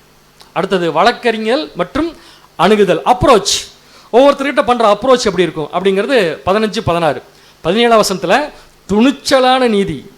பயந்துராதீங்க யார் அதை கேட்டு, பயங்கரமாக இருக்குது யோபு பேசுகிற வார்த்தை. ஸோ இதுதான் விளக்கம். இதனால் நம்ம ஃபுல்லாக பார்த்துட்டோம். அதனால் ஆன்சர்ஸ் நம்ம போதும் பார்த்தது. டைரெக்டாக வசனத்துக்குள்ளே போயிடலாம். 3வது போர்ஷனுக்குள்ள வந்துட்டோம். ஸோ இந்த 3வது போர்ஷனில் யோபுடைய அப்ரோச் எப்படி இருக்குன்னு பார்க்கலாம். யோபு 29ஆம் அதிகாரம் 12ஆம் வசனம். யோபு 29ஆம் அதிகாரம் வசனம் 12. முறையிடுகிற ஏழையையும் திக்கற்ற பிள்ளையையும் உதவியற்றவனையும் ரட்சித்தேன். மொத்தம் எத்தனை குரூப்பை பற்றி யோபு பேசியிருக்காருங்க? 3 குரூப். யார் யார்? ஏழை, திக்கற்ற பிள்ளை, உதவி. அப்படின்னு என்ன அர்த்தம்? ஏழைன்னா யாரு? பணம் இல்லாதவங்க. கரெக்டான? ஏழைனா பணம் இல்லாதவங்க. திடீர்னு ரூட் மாறுது. பணம் இல்லாதவங்க. அடுத்து வந்து திக்கற்ற பிள்ளைனா அப்பா அம்மா இல்லாதவங்க. உதவியற்றவன்னா சரி எப்படி வேணாலும் வச்சுக்கலாம். யாருமே ஹெல்ப் பண்ணாதவங்க அப்படின்னு வச்சுக்கலாம் இப்போது. ஸோ இவங்க எல்லாத்தையும் நான் என்ன பண்ணேன்னு சொல்கிறார் அவர்? ரட்சித்தேன்னு சொல்கிறார். எப்படி ரட்சித்திருப்பாரு? அவர் சொத்தில் ஒரு பங்கை ஏழைகளுக்கு எழுதி கொடுத்து நீ வச்சுக்கோப்பா, நல்லா இரு, நீ இனிமேல் பிச்சை எடுக்காத, இனிமேல் போய் நல்லா இருன்னு சொல்லியிருப்பார் இல்லையா? அப்பா அம்மா இல்லாதவங்களுக்குலாம் கொஞ்சம் சொத்தை கொடுத்து நீ நல்லா இருன்னு சொல்லியிருப்பார். உதவி வெட்டுறவனை பார்த்து கையில் கால் இருக்கலாம் எடுத்து கொடுத்து நல்லா இருப்பான்னு சொல்லி அனுப்பிச்சு விட்டாரா? அதான் ரட்சிப்பா? இல்லை. அப்போ ஒரு விஷயம் தெளிவாக புரிஞ்சது, நம்ம நினைக்கிற மாதிரி லிட்டரலான ஹெல்ப்பை பற்றி இங்கே பேசல. ஏன்னா இப்போ யோபு எங்கே உட்காந்துருக்காரு? இப்போ எங்கே உட்காந்துருக்காரு? இல்லை நீங்கள் அங்கே உட்காந்துருக்கீங்க எனக்கு தெரியும். யோபு எங்கே உட்காந்துருக்காரு? சிங்காசனத்தில். இப்போ நம்மளை பொறுத்த வரைக்கும் நியாய தீர்ப்பு கொடுக்குற சீட்டில் உட்காந்துருக்காரு, ஆசனத்தில் உட்காந்துருக்காரு. இப்போ இங்கேருந்து செய்கிற விஷயத்தை அவர் பேசிட்டு இருக்காரு. அப்படின்னா அங்கே வரதில் யார் ஏழை? அங்கே வந்து நிற்கிறதுல யார் திக்கற்றவன்? அங்கே வந்து நிற்கிறதுல யார் தாய் தகப்பன் இல்லாதவன்? புரியுது உங்களுக்கு என்னென்னு? ஆக்சுவலாக லிட்டரலாக என்ன சொல்ல வர்றாருன்னா, யார் யார் எதனால் பாதிக்கப்பட்டாங்களோ அவங்க பாதிப்புக்குள்ளான விஷயத்தை திருப்பி கொடுத்துத்தான் நான் அனுப்புவேங்கிறார். இதான் பாயிண்ட்டுங்க. இதை மனசில் வச்சுக்கோங்க. ஆனால் இப்போ எனக்கு என்ன இதை படிக்கும்போது ஞாபகம் வந்துச்சுன்னா, இவ்வளவு அழகாக யோபு ஹெல்ப் பண்ணியிருக்கிறப்ப இந்த நண்பர்கள் 3 பேர் வந்தாங்க பார்த்தீங்களா? யார் அது? ராமசாமி, கரெக்ட் சொல்லுங்க, அதான் சொல்ல போறீங்க. எலிப்பாஸ் எங்கேயோ போயிட்டார். எலிப்பாஸ் இப்போ அவரை தேடி பிடிச்சி எடுத்து வர வேண்டியதாக இருக்குது. எலிப்பாஸ், சோப்பாரு, அதில் எலிப்பாஸ் ஒருத்தர் இருந்தார் இல்லையா? அவர் என்ன பண்ணார்? ஒரு தடவை யோபு பார்த்து இந்த 3மே பண்ணிட்டார். வாசிங்களேன், யோபு 22ஆம் அதிகாரம் 6, 7, 9, 8 மட்டும் கட் பண்ணிட்டேன். 9. யோபு 22ஆம் அதிகாரம் வசனம் 6, 7, 9. முகாந்திரம் இல்லாமல் உம்முடைய சகோதரர் கையில் அடகு வாங்கி ஏழைகளின் வஸ்திரங்களை பறித்து கொண்டீர். எப்படி இருக்கு படிக்கிறதுக்கு? புரிஞ்சா உங்களுக்கு என்னன்னு? ஆக்சுவலா யோபு சொல்றாரு, ஏழைக்கு நான் ஹெல்ப் பண்ணேங்கிறார். எலிப்பாஸ் ஏற்கனவே என்ன சொல்லியிருக்காருன்னா, ஏழைகிட்ட இருக்கிறதுல நீ என்ன பண்ணிட்ட? புடுங்கிட்டேங்கிறார். அடுத்தது 7ஆம் வசனம். விடாய்த்தவனுக்கு தாகத்துக்கு தண்ணீர் கொடாமலும் பசித்தவனுக்கு போஜனம் கொடாமலும் போனீர். யாராவது ஒருத்தர் தண்ணி குடிச்சுன்னா தண்ணியை வாங்கி பிடிங்கி நீ குடிச்ச. நல்லா பசியில் சாப்பிட்டு இருக்கிறவங்கிட்ட சாப்பாட்டை வாங்கி நீ சாப்பிட்ட அப்படின்னு யாரை பார்த்து சொல்லிட்டு இருக்கிறது? எலிப்பாஸ் யோபு பார்த்து அங்க சொன்னார். இங்க யோபு சொல்றாரு, இல்லப்பா நான் தான் கொடுத்தேங்கிறாரு. அங்க 9ஆம் வசனம். விதவைகளை வெறுமையாய் அனுப்பிவிட்டீர். தாய் தகப்பன் இல்லாதவர்களின் புயங்கள் முறிக்கப்பட்டது. அவங்க ஆதரவுகளை பூரா நீங்க என்ன பண்ணிட்டீங்க? கட் பண்ணிட்டீங்க. விதவைகளை நீங்க எப்படி அனுப்பிச்சிட்டீங்க?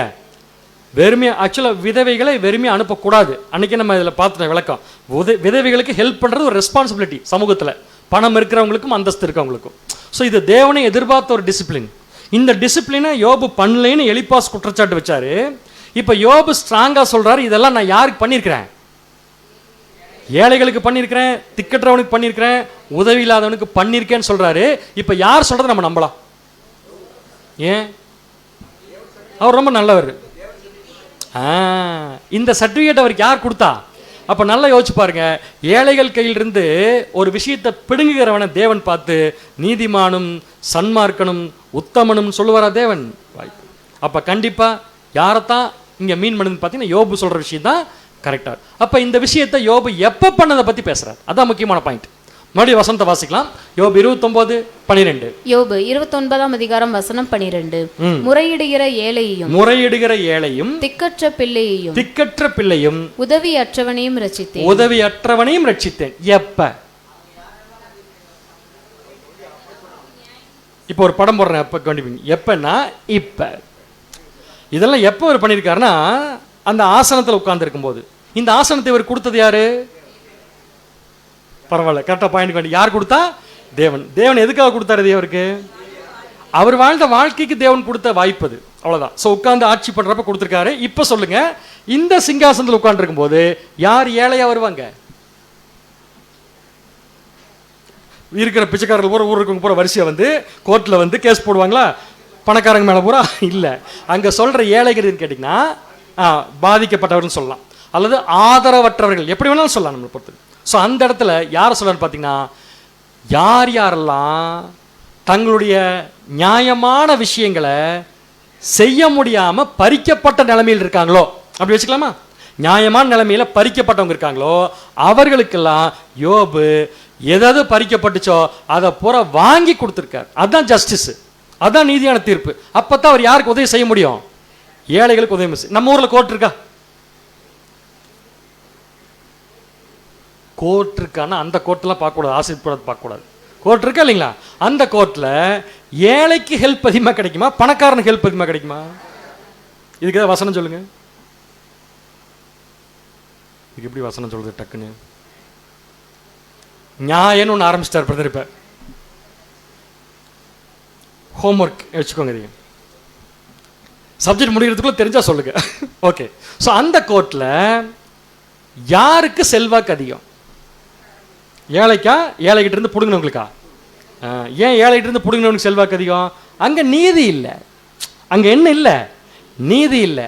ஆனா இங்க யோபு செஞ்ச நீதி எங்க வந்து நிக்குதுன்னா, ஏழைக்கு தான் முன்னுரிமை. அதான் பாயிண்ட். சும்மா சொல்லியிருக்க மாட்டார் யோபு, விசாரிச்சிருப்பார். வழக்க விசாரிக்கும் போது தெரிஞ்சிருக்கும் இந்த ஏழை அநியாயமாக பாதிக்கப்பட்டிருக்கிறான். அப்ப பாதிக்கப்பட்டவனுக்கு பாதிப்புக்கு காரணம் என்னன்னு பார்த்து பாதிக்கப்பட்ட விஷயத்தை எதிலிருந்து பாதிக்கப்பட்டாரோ அதை திருப்பி கொடுக்கறது தான் நீதியான நியாய தீர்ப்பு. இதைத்தான் என்ன சொல்லியிருப்பார்னா, ரட்சித்தேன் அப்படிங்கிற வார்த்தையை அவர் யூஸ் பண்றார். வேற எங்கிருந்து எடுத்து கொடுக்கலீங்க பேர். யோபு தான் சொத்துல இருந்து எடுத்து கொடுத்தாரு என்னமோ நமக்கு தெரியாது. ஆனா யார் பொடுங்கினாங்களோ அவங்ககிட்ட இருந்து எடுத்து கொடுத்துருப்பார் கண்டிப்பா. ஏன்னா இவர் வார்த்தைக்கு அங்க கீழ்படுறதுக்கு ஆள் இருந்தாங்களா இல்லைங்களா? கட்டாயம் இருந்திருக்கு. அப்ப தேவன் கொடுத்த பொசிஷனை, தேவன் கொடுத்த ஸ்தானத்தை பயப்படாம தைரியமா யூஸ் பண்ணியிருக்கார் யோபு. இப்ப உங்களுக்கு ஈஸியா புரியும் யார் ஏழை. வாசிங்க. இங்கே ஏழை என்பது வெறுமனே பொருளாதாரத்தில் பின்தங்கிய ஒருவரை குறிக்கவில்லை.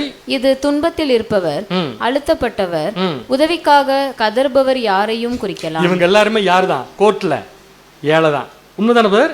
இவங்க எல்லாருமே கோர்ட்ல ஏழை தான். ஏன் தெரியுங்களா? அவங்களால எதையுமே வாங்க முடியாது. ஆனா பணக்காரரால எல்லாத்தையுமே என்ன பண்ணிடலாம்? வாங்கிடலாம். ஜட்ஜை கூட வாங்கிடலாம். அதுக்கு தான் உங்ககிட்ட அப்பவே வசனம் கேட்டேன் நான். ஜட்ஜை கூட வாங்கிடலாம். ஆனா ஏழையால வாங்க முடியாது.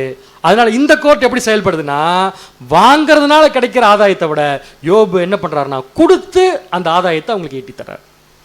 இப்படி ஒருத்தர் இருந்தா அந்த ஊர்ல இருக்கிற ஜனங்களுக்கு யோபு மேல என்ன ஒரு மரியாதை வந்திருக்குன்னு யோசிச்சு பாருங்க. இது எல்லாமே யோபு தொடர்ந்து செஞ்சுட்டே தான் இருந்திருக்காரு. அடுத்து நெக்ஸ்ட், திக்கற்றவன். திக்கற்றவன் என்பது ஆதரவற்றவர், பாதுகாப்பற்றவர், உதவி செய்ய யாரும் இல்லாத நிலையில் இருப்பவர். உதவி செய்வதற்கு யாருமே இல்லாத நிலைமையில் இருப்பவர்கள். சமூகத்தில் மிகவும் பாதிக்கப்படக்கூடிய ஒரு பிரிவினரை இது குறிக்கிறது. சமுதாயத்தில் பாதிக்கப்பட்டிருக்கிற ஒரு பிரிவினரை இது குறிக்கிறது. யோபு இத்தகையோரின் நிலையை உணர்ந்து அவர்களுக்கு உதவிக்கரம் நீட்டினார். என்ன உணர்ந்துட்டாரு இத்தகையோட நிலைமைன்னு கேட்டா, யோபு விட்டா அவங்களுக்கு ஹெல்ப் பண்றதுக்கு யாருமே கிடையாது. ஏன்னா அவங்களால அவங்க நியாயத்தை கொண்டு போய் சேர்த்த முடியாது. ஸோ யோபு இறங்கி அந்த நியாயத்தை செஞ்சிருக்கார். மூணாவது குரூப் யாரு? திக்கற்றவன். திக்கற்றவனுக்கு உதவி செய்பவன், உதவி செய்ய ஆள் இல்லாதவன். கரெக்ட். வாசிங்க. தனக்கு உதவி செய்பவன் இல்லாத என்ற இந்த சொற்றொடர் திக்கற்றவரின் பரிதாப நிலையை மேலும் தீவிரப்படுத்துகிறது. அவர்களுக்கு உதவ யாரும் இல்லை. அவர்கள் முற்றிலும் தனித்து விடப்பட்ட நிலையில் எந்த பாதுகாப்பும் இல்லாமல் இருக்கிறார். எந்த பாதுகாப்பும் இல்லாத இருக்கிறார். அதாவது என்ன சொல்ல போனா, யோபு அவர் கண்ணில் பார்க்குற காட்சியில எங்கேயாவது யாராவது ஒருத்தர் பாதிக்கப்பட்டிருந்தா அந்த பாதிப்புக்கு காரணம் என்னன்னு கண்டுபிடிச்சு சரி பண்ணியிருக்கார். எங்க போய் நிற்கிறது நம்ம வாழ்க்கை யோபு வாழ்க்கைன்னு நினைச்சு பார்த்தா, இதை யோபு எக்ஸ்பிரஸ் பண்ணிட்டாரு. நம்ம படிச்சாச்சு. படிச்சதுக்கு அப்புறம் நம்ம புரிந்து கொள்ள வேண்டிய விஷயத்தை புரிந்து கொள்ள நம்முடைய கடமை. சரி, ஓகே. இப்படி இருந்தா தேவனுக்கு பிடிக்குமா பிடிக்காதா? இப்படி இருந்தா தேவனுக்கு பிடிக்குமா பிடிக்காதா? எல்லாத்தையும் புடிங்க கொடுத்தா நீதியா செஞ்சா பிடிக்கும். அப்ப வாங்கி கொடுக்கறதுல கூட என்ன இருக்கு? நீதி இருக்கு. ஏன்னா தேவன் அப்படிப்பட்டவர் தான். வாசிக்கலாம். 68ஆம் சங்கீதம் 5ஆம் வசனம். 68ஆம் சங்கீதம் 5ஆம் வசனம். தம்முடைய பரிசுத்த வாசஸ்தலத்தில் இருக்கிற தேவன், பரிசுத்த வாசஸ்தலத்தில் இருக்கிற தேவன் திக்கற்ற பிள்ளைகளுக்கு தகப்பனும். நல்லா நோட் பண்ணுங்க. திக்கற்ற பிள்ளைகளுக்கு என்னவா இருக்காரு? தகப்பனும். விதவைகளுக்கு நியாயம் விசாரிக்கிறவருமாய் இருக்கிறார். இப்ப அந்த இடத்துல யோபு போட்டு படிக்கலாமா படிக்கூடாது நம்ம? அப்படின்னா இப்ப யோபு யாருடைய பிளேஸ் ஃபில் பண்ணியிருக்கார்? எங்கேயாவது நம்ம லைஃப்ல ஏதாவது ஒரு இடத்துல தேவனுடைய பேருக்கு பதில் நம்ம பேரை போட்டு ட்ரை பண்ணி பார்க்கலாமா? பேர் தலையாட்டுறதுக்கு கூட மேலே தலை வர மாட்டேங்குது. எங்கேயாவது பைபிளில் தேவன் செய்த செயல்களுக்கு இடையில் நம்முடைய பேரை ஃபில் பண்ணி ஒரு இடத்துல போட்டு படித்தா என்ன வரும்னா, பைபிளே நம்மளை பார்த்து திருப்பி திட்டும். ஆனால் போடலான்னு தைரியமாக சொல்கிறீங்க. யார் பேரை? யோபு பேரை. லைஃபுடைய குவாலிட்டி. என்ன ஆச்சரியம் தெரியுங்களா? இந்த யோபுக்கு இயேசு கிறிஸ்து யாருன்னு தெரியாது. பாவம் பாவம் அப்படின்னு சொல்கிற வார்த்தைக்குள்ள பல அர்த்தங்கள் இருக்குது. ஓகே, ஸோ நெக்ஸ்ட் அதே சிங்காசனத்தில் யோபு எப்படி பிஹேவ் பண்ணார்? யோபு 29ஆம் அதிகாரம் 13ஆம் வசனம். யோபு 29ஆம் அதிகாரம் 13ஆம் வசனம். கெட்டு போக இருந்தவனுடைய ஆசீர்வாதம் என்மேல் வந்தது, விதவையின் இருதயத்தை கம்பீரிக்க பண்ணி. ஸோ நீங்க ட்ரை பண்ணுங்க, யோபு என்ன சொல்ல வராரு இப்ப? கெட்டு போறவனுடைய ஆசீர்வாதம் என் மேல் வந்துச்சா? அவனே கெட்டு போறான், அது இதுக்கு எனக்கு வரணும்? கெட்டு போய் டென்ஸ்ல நீங்க பிடிச்சிட்டீங்க. இங்கிலீஷ்ல போட்டுமா பேர்? அப்புறம் மாற்றக்கூடாது. பிரதர் டென்ஸை பிடிச்சிட்டார், காலங்களை பிடிச்சிட்டாரு. இப்போ வாசிங்க. The man who was dying blessed me. சாக கிடந்தான், அதான உண்மை. இவன் விட்டுருந்தா என்ன இருப்பான்? செத்தே போயிருப்பான். இவன் என்ன பண்ணா? பிளஸ் பண்ணா. என்ன சொல்ல வர்றாரு அப்படின்னா, என்னமோ சொல்ல வர்றாரு. நீங்க என்ன சொல்ல வரீங்க அதை சொல்லும். என்ன சொல்றாருன்னா, நான் மட்டும் இந்த எக்ஸுங்கிற பிரதரை கரெக்டா கேர் எடுத்து பராமரிச்சு வழி நடத்தலைன்னா செத்தே போயிருப்பார் அவரு. இப்ப அவர் நல்லா ஆயிட்டாரு. அந்த ஆசீர்வாதம் இப்ப அவர் வாயில என்ன பண்றாருன்னா பிளஸ் பண்றாரு. யோபு, நீங்க மட்டும் அன்னைக்கு என்னை மற்றவங்க மாதிரி கண்டுக்காம விட்டுருந்தீங்கன்னா நான் என்ன ஆயிருப்பேன்? எங்கேயோ போயிருப்பேன். இப்படி யாராவது நம்மளை பார்த்து சொல்றாங்களா? உங்க முகம் மாறுறதை பார்த்து எனக்கு மாறுது ஆட்டோமேட்டிக்கா. கரெக்டா சொல்லுங்க. இப்படி யாராவது நம்மளை பார்த்து சொல்லியிருக்காங்களான்னு கேட்டேன். உங்களை மட்டும் லைஃப்ல பார்க்காம இருந்திருந்தேன்னா. ஆனா அதுக்கு பதிலா என்னைக்கு உங்களை பார்த்தனோ அன்னையிலிருந்து வாழ்க்கையே மாறி போச்சு. நம்மளை தெரியாதவங்களும் நம்ம திட்டுறது கேள்விப்பட்டிருக்கீங்களா? நம்மளை யாருன்னு நமக்கு தெரியாதவங்கள ஆனா திட்டிட்டு இருப்பாங்க. அதெல்லாம் அப்புறம் தனியாக பார்க்கலாம், இப்போ வேண்டாம் நமக்கு. ஸோ ஒரு விஷயம் கிளியர், அவர் இந்த மாதிரி ஒரு விஷயம் நடக்காம யோபு சொல்றதுக்குரிய வாய்ப்பு இல்லவே இல்லை. செகண்ட் பாயிண்ட், விதவையின் இருதயம் கம்பீரிக்க பண்ணினேன்னு போட்டிருக்கு. அப்ப யோபு என்ன பண்ணியிருக்காரு? விடோ, விதவையின் இருதயத்தை கம்பீரிக்க பண்ணினேன். இங்கிலீஷ்ல எப்படி இருக்குன்னா, I made the widow's heart sing. சிங்குன்னு அர்த்தம். பாட்டு எப்போ வரும்? சந்தோஷம். சந்தோஷம் வந்தா பாட்டு வந்துடும். உங்களுக்கு சந்தோஷம் வந்தா. இல்லை நீங்க அன்னைக்கு சந்தோஷமா இருந்து பாடலையே. பாட்டு எப்போ வரும்னா சந்தோஷத்தின் மிகுதி. அதாவது சந்தோஷத்தை எக்ஸ்பிரஸ் பண்றதுக்கு வாயின் வார்த்தைகள் முடியாம போறப்ப ராகத்தோட சேர்ந்து வரும். அதான் சந்தோஷம். அப்படின்னா யோபு வாழ்ந்த காலத்தில் அங்கிருந்த விதவைகள் பூரா பேசல, இருதயம் பாடி இருக்குன்னா எந்த அளவுக்கு யோபு அவங்களுக்கு ஹெல்ப் பண்ணியிருப்பார். என்ன ஆச்சரியம் தெரியுங்களா? இந்த இடத்துல யோபு பண்ண இந்த வேலை தேவன் ஏற்கனவே பண்ண நினைச்ச வேலை. ஏசாயா 1ஆம் அதிகாரம் 17ஆம் வசனம். ஏசாயா 1ஆம் அதிகாரம் 17ஆம் வசனம். நன்மை செய்ய படியுங்கள், நன்மை செய்ய படியுங்கள், நியாயத்தை தேடுங்கள், நியாயத்தை தேடுங்கள், ஒடுக்கப்பட்டவனை ஆதரித்து திக்கற்ற பிள்ளையின் நியாயத்தையும் விதவையின் வழக்கையும் விசாரியுங்கள். திக்கற்றவனுடைய நியாயத்தையும் விதவையின் வழக்கையும் நீங்க என்ன பண்ணுங்க? விசாரிங்க. விசாரிங்கன்னு அர்த்தம் போய் இன்ஃபர்மேஷன் கேதர் பண்ணிட்டு வாங்கன்னு சொல்ல வரல, அதை சால்வ் பண்ணுங்கன்னு சொல்றாரு. அப்ப இந்த இடத்துல தேவன் பண்ண நினைக்கிற விஷயத்தை யார் பண்ணி முடிச்சிட்டான்னு யோபு பண்ணி முடிச்சிட்டார். சரிங்களா பேர்? அப்ப யோபுடைய லைஃப்ல அவருடைய பொசிஷன் என்ன? அந்த பொசிஷன் அவருக்கு தேவன் கொடுத்ததுனால அங்கிருந்த ஜனங்களுக்கு எந்த அளவுக்கு இரக்கத்தோடும் நீதியோடும் அவர் நடந்து கொண்டார். இப்ப மற்ற ஜனங்களை யோபு எப்படி பார்த்திருப்பாங்க? இவருடைய இந்த மாதிரி லைஃப் ஒருத்தங்க கூட கெட்டு போக விடாம ஒரு மனுஷன் பார்த்துக்கிறாருன்னா அந்த மனுஷனை ஊரே பார்த்துருக்கும்ல. எப்படி பார்த்துச்சாமா? எப்படி பார்த்துச்சாமா? வாசிங்க இப்ப யோபு 29:14. யோபு 29ஆம் அதிகாரம் 14ஆம் வசனம். நீதியை தரித்து கொண்டேன், நீதியை தரித்து கொண்டேன். 3 பாயிண்ட் இருக்குதுல, கிளியரா கவனிங்க. யோபு சொல்றாரு, நீதியை தரித்து கொண்டேன், அது என் உடுப்பாய் இருந்தது, அது என் உடுப்பாய் இருந்தது, என் நியாயம் எனக்கு சால்வையும், நியாயம் எனக்கு சால்வையும் பாகையுமாய் இருந்தது. பாகையுமாய். மொத்தம் 3 பாயிண்ட் வந்திருக்கீங்க. என்னன்னு சொல்லுங்க பார்க்கலாம். அப்புறம் அது 2வது பாயிண்டா? பாருங்க, அப்படியே ஃப்ளோல போறது. அப்படியே ஒரே ஒரு பாயிண்ட் நீதி உடுப்பா இருந்துச்சு, 2வது பாயிண்ட் நியாயம் சால்வியா இருந்துச்சு, 3வது பாயிண்ட் நியாயம் பாகையா இருந்துச்சு. இப்போ இந்த 3 என்னன்னு பார்க்கலாம். ஃபர்ஸ்ட் 100 ரூபா 150 ரூபா இருக்குமா? 2000 ரூபாய் விடுங்க 2000 ரூபா. 2000 ரூபா சால்வை அவரே வாங்கிக்கலாம். அவரே வாங்கிக்கலாம். அதை வாங்கிட்டு போய் வீட்டில் தலையிலையும் வச்சுக்கலாம், காலுக்கீழே வச்சுக்கலாம், அது மேலே படுத்துக்கலாம், என்ன வேணாலும் பண்ணலாம். ஆனால் அவர் வாங்கக்கூடாது, அதையே மற்றவங்க கொடுக்கணும். மற்றவங்க எப்போ கொடுப்பாங்க? ஆஃபீஸில் ரிட்டையர்ட் ஆகி போகிற கடைசி நாள் நமக்கு போத்துவாங்க. இருக்கிற வரைக்கும் மதிச்சிருக்கவே மாட்டாங்க. கடைசி நாள் சால்வை நமக்கு கஷ்டமாக இருக்கும். என்னடா இந்த சால்வை, அது வேறு வேர்க்கும் பயங்கரமாக. சால்வையை போற்றி உட்கார வச்சுருவாங்க எல்லாத்தையும் ரிட்டையர்ட் ஆகிற அன்னைக்கு. என்னென்னு கேட்டால், என்ன அருமையாக அவர் வேலை செய்தார், எங்கே வேலை செய்தார், நேற்று பார்க்குறோம் அங்கே ஹெச்ஆர் ரூமில் திட்டு வாங்கிட்டு இருந்திருப்பார் உட்காந்துக்கு. ஸோ மனுஷன் என்ன பண்ணுறான்னா, அங்கே மேனேஜிங் டைரக்டர் ஒருத்தர் உட்காந்துருக்காரு, அவருக்கு மேலே இவருக்கு ஒரு மரியாதை. அதான் சால்வை போத்துறது. சால்வை போத்துறது யார் தான்? எம்டி தான். அப்படின்னு என்ன அர்த்தம்னா அது கொடுக்குற மரியாதை. இப்போ பாருங்க யோபுடைய லைஃப் எப்படி இருந்துருக்குன்னு யோசிச்சு பாருங்களேன். என்ன சொல்றாருன்னா, எனக்கு யார் என்ன கொடுத்தாலும் அதுக்கு ஒரே காரணம் நீதி தான்ட்டார். ஒரு விஷயம் மட்டும் நல்லா தெரியுது, என்னன்னா நம்மளாம் யோபுடைய லைஃப் ஆன்னு பார்த்துட்டு உட்காந்துருக்கோம். இதை விட பெட்டர் லைஃப் நம்ம கிட்ட தேவன் எதிர்பார்க்கிறார். இதை விட பெட்டர் லைஃப் வாசிங்க. யோபு இந்த வசனத்தின் மூலம் தான் வெறுமனே நீதியை போதிக்கவில்லை, அது யார் வேணாலும் பண்ணிட்டு போலாம். மாறாக நீதியே தனது வாழ்க்கையாக இருந்தது என்று அழுத்தமாக கூறுகிறார். இதான் அவர் சொன்ன விஷயத்துடைய தாற்பயம். நீதி என்பது அவருக்கு ஒரு பழக்கமோ அல்லது கடமையோ மட்டுமல்ல, அது அவரது அடையாளத்தின் ஒரு பகுதியாக இருந்தது. சரியான பாயிண்ட். அதாவது யோபுவால நீதி செய்யாம இருக்க முடியாதுங்க பேர். காலைல எந்திரிச்சா நம்மளால ஜபம் பண்ணாம இருக்க முடியாது. சூப்பர், அருமையான பதில், நல்ல வேலை. வேற எப்படி காலைல எந்திரிச்சா நம்மளால ஜபம் பண்ணாம இருக்க முடியாதோ, ஒரு முகத்துல கூட சிரிப்பு இல்லை அப்படின்னு என்ன அர்த்தம் புரிஞ்சிச்சா? காலைல எந்திரிச்சா அவனுக்கு 1000 வேலை இருக்கு அப்படின்னு நீங்க நினைக்கலாம். ஒரு அன்றாட வேலையா ஒரு விஷயத்தை நம்ம செய்யறோம் அப்படின்னு சொன்னா அது நம்முடைய வாழ்க்கையில் எப்படி பழக்கமா மாறி போதோ, அந்த மாதிரி யோபுக்கு நீதி செய்யறதுங்கிறது என்ன ஆகி போச்சுன்னு கேட்டீங்கன்னா பழக்கமாகி மாறி போச்சு அவருக்கு. அடுத்தது, ஒருவன் தன் உடலை ஆடையால் மூடுவது போல யோபு தன் முழு வாழ்க்கையையும் நீதியால் மூடியிருந்தார்.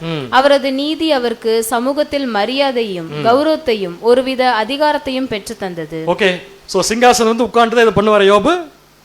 யோபு இந்த விஷயத்தெல்லாம் வெறும் சிங்காசனத்தில் உட்கார்ந்து இருக்கும்போது மட்டும்தான் பண்ணுவாரா? இப்பதான் படிச்ச லைஃபே அப்படி மாறி போச்சு. அப்படின்னு என்ன பண்ணுவாரு? சிங்காசனத்தில் உட்கார்ந்து இருக்கும் போது நோட் பண்ணிக்குவார், யார் யாரெல்லாம் கஷ்டப்படுறாங்க, அவங்களுக்கு வேணுங்கிற நீதியை செஞ்சாச்சு. இப்ப செஞ்சு முடிச்சதுக்கு அப்புறமும் ஒரு சிலரால சரியா தேவனுக்கு பிடிக்கிற மாதிரி வாழ தெரியல. நோட் பண்ணிட்டார், இவருக்கு தேவன் மேல விசுவாசம் இருக்கு, ஆனா தேவன் எதிர்பார்த்த மாதிரி வாழ தெரியலன்னு ஒரு பேர் நோட் பண்ணிட்டார். எக்ஸாம்பிளுக்கு ராமசாமி பேர் நோட் பண்ணிட்டார். இப்ப பஞ்சாயத்துல முடிஞ்சதுக்கு அப்புறம் அடுத்த நேரம் எங்க போவாரு? ராமசாமி வீட்டுக்கு போவார். போய் என்ன பண்ணுவாரு? போகிறப்ப ஏடிஎம்ல பணம் எடுத்து போவார். அதை கொடுத்து அவன் வேற எங்கேயோ போயிடுவார், அவ்வளோதான். ஸோ என்ன பண்ணுவார்னா, அவரால் ஏன் தேவனுக்கு பிடிச்ச மாதிரி நடக்க முடியல? பட் இது தெரியாமல் இன்னொருத்தர் நடக்க வைக்க முடியாது நம்மளால. ஏன்? Why? What is is problem? இதை கண்டுபிடிக்காம இந்த வசனத்தை யோபு பேசியிருக்க வாய்ப்பே இல்லைங்க எனக்கு தெரிஞ்சு. வாசிக்க யோபு 29:15. யோபு 29ஆம் அதிகாரம் 15ஆம் வசனம். நான் குருடனுக்கு கண்ணும் சப்பானிக்கு காலுமாய் இருந்தேன். என்ன சொல்ல வர்றாரு யோபு? நம்ம குருடனுக்கு என்னவா இருப்போம்? நம்ம குருடனுக்கு என்னவா இருப்பான்னு கேட்டேன் நான். குருடனுக்கு ரோடை கிராஸ் பண்ணி விடுறவரா இருப்போம். கரெக்ட், அதான் நம்மளால செய்ய முடிஞ்சது. அதுதான், அதுவே பெரிய விஷயம் உலகத்தில். பாரு என்ன அழகாக ரோடு கிராஸ் பண்ணிட்டு போகிறான்னு அப்படியே பார்த்துட்டு அதை ஃபோட்டோ எடுத்து சோஷியல் மீடியாவில் போட்டு அதுக்கு 35,000K லைக்ஸ் போட்டு, அவ்வளோ பெரிய விஷயம். யோசிச்சு பாருங்க, உலகத்திற்கும் நம்ம லைஃப்க்கும் எவ்வளோ வித்தியாசம் இருக்கு. ஆனால் இந்த இடத்துல யோபு சொல்றாரு, நான் கண்ணு தெரியாதவனா இருந்தேன் சொல்ல, கண்ணா மாறிட்டேன். சூப்பர். அதான் குருடனுக்கு கண்ணும் சப்பானிக்கு நான் என்னவா இருந்தேன்? இங்கிலீஷ் நல்லா இருக்கும் பாருங்க, இது I was eyes to the blind. இப்போ ஒரு மனுஷனால, ஒரு சகோதரனால, ஒரு சகோதரியால ஏன் தேவனுக்கு பிடிச்ச மாதிரி நடக்க முடியல? இதை ஒரு நீதிமானால கண்டுபிடிக்க முடியுமா? முடியாதா? நீங்களும் என்ன சொல்ல வரீங்க? அவங்க முடிஞ்சிட்டாங்க. ஒரு சகோதரனோ சகோதரியா தேவனுக்கு பிடிச்ச வாழ்க்கை வாழ முடியலைங்கிறத ஒரு நீதிமானால கண்டுபிடிக்க முடியாதா? முடியும். முடிஞ்சுன்னா அடுத்தவங்க என்ன பண்ணுவாங்க? உடனே 10 பேர்த்த கூப்பிட்டு ஈவில் ஸ்பீக்கிங் பண்ணுவாங்க. ஆட்டோமேட்டிக்காக உள்ள இருந்து அது ஒன்று தான் வரும். என்ன பண்ணுவாங்கன்னா, ஏன் அவரால் நம்ம நடக்கிற மாதிரி நடக்க முடியல? ஏன் அவரால் இத்தனை சப்ஜெக்ட் கேட்டும் இன்னும் சில விஷயங்கள் விட முடியல? யோசிப்பாரா, யோசிக்க மாட்டாரா? ஸோ இதை யோசிச்சு கண்டுபிடிச்சிட்டாருன்னா அடுத்து அவருக்கு சொல்யூஷன் கொடுப்பார்ல, அதுதான் கண்ணு. ஸோ இப்போ எது கண்ணுனா, ஒவ்வொருத்தருக்கும் தேவனுக்கு பிரியமா வாழ்றதுக்கு நாம கொடுக்குற தீர்வு தான், நாம கொடுக்குற ஐடியாஸ் தான், நம்ம கொடுக்குற கவுன்சிலிங் தான் அவங்களுக்கு கண்ணு. ஏன்னா அந்த கண்ணு அவங்களுக்கு இல்லை. ஸோ இப்போ அது என்னவா கொடுக்குறோம்? நம்ம கண்ணா கொடுக்குறோம். அதே மாதிரி சப்பானிக்கு நான் என்னவா இருந்தேன் அப்படின்னு என்ன அர்த்தம்? இப்போ நீங்களும் சொல்லுங்க. கண்ணுக்கு நான் எக்ஸாம்பிள் சொல்லிட்டேன். சத்தியத்தின்படி நடக்க முடியாமல் இருக்கிறவங்களுக்கு நான் என்னவா இருந்தேன்? காலா இருந்தேன். அப்படின்னு என்ன அர்த்தம்? எப்படி நடக்கணுங்கிறத சொல்லி கொடுத்து கூடவே நான் நடந்தேன். அதான் காலா இருந்தேன். வாசிங்க இப்ப. இங்கே முடவன் என்பது உடல் ரீதியாக நடக்க முடியாதவர்களை மட்டுமல்ல, வாழ்க்கையில் முன்னேற முடியாமல் தவிப்பவர்களையும் பலவீனமானவர்களையும் ஆதரவு இல்லாதவர்களையும் குறிக்கிறது. யோபு இத்தகையவர்களுக்கு ஒரு காலாக இருந்தார் என்றால் அவர் அவர்களுக்கு துணையாக இருந்தார். அவர்கள் முன்னேற உதவினார். அவர்களுக்கு தேவையான பலத்தையும் ஆதரவையும் அளித்தார் என்று பொருள். கிளியரான விஷயம். ஸோ அன்புக்குரிய சகோதர சகோதரிகளே, இதெல்லாம் யாரால செய்ய முடியும்? கரெக்டாக சொன்னீங்க. யாரால செய்ய முடியும்? சகோதரிகள் சைடிலிருந்து பதில் ரொம்ப உள்ளே போகிறதுனால திருப்பி கேட்குறேன். இதெல்லாம் யாரால செய்ய முடியும்னு கேட்டேன். ஸ்லோவாக இழுக்குது பார்த்தீங்களா? இழுக்குதுனாலே சம்திங் ப்ராப்ளம். அடுத்த கேள்வியில் மாட்டிக்கோன்னு தெரிஞ்சு இழுக்கிறது. அதை அப்படியே யாரால செய்ய முடியும்? அப்போ நீதிமானுக்கு என்ன தெரியும்? எதை யார்கிட்ட சொல்லணும், எதை யார்கிட்ட சொல்லக்கூடாதுன்னு கிளியராக தெரியும். இவர் எப்படி நீதிமான் ஆனாரு? தேவன் என்ன அவர்கிட்ட முதல்ல எதிர்பார்த்தாரோ அதை ஃபுல்ஃபில் பண்ணியிருக்காரு. ஓகேவா பார்? ஸோ இப்போ அதை கண்டுபிடிக்கிறாரு. கண்டுபிடிச்சதுக்கப்புறம் லைஃபே மற்றவங்களுக்கு பிரயோஜனமாக மாற்றுறாரு. மாற்றின இந்த வாழ்க்கையை இங்கே யோபு நமக்கு சொல்லி காமிக்கிறார். ஓகேங்களா? அடுத்து போலாமா? இனி என்னென்னவாலாம் இருப்பார்னு தெரியல. கண் இல்லாதவங்களுக்கு கண்ணா இருக்காரு, கால் இல்லாதவங்களுக்கு காலா இருக்காரு. அப்புறம் நீங்கள் மிச்சத்தை நீங்களே கம்ப்ளீட் பண்ணிடுங்க. யோபு 29ஆம் அதிகாரம் 16ஆம் வசனம். யோபு 29ஆம் அதிகாரம் 16ஆம் வசனம். நான் எளியவர்களுக்கு தகப்பனாயிருந்து நான் அறியாத வழக்கை ஆராய்ந்து பார்த்தேன். இந்த அறியாத வழக்கை ஆராய்ந்து பார்த்து அப்புறம் பார்த்துக்கலாம். ஃபர்ஸ்ட் இந்த பாயிண்ட் வந்துடலாம்.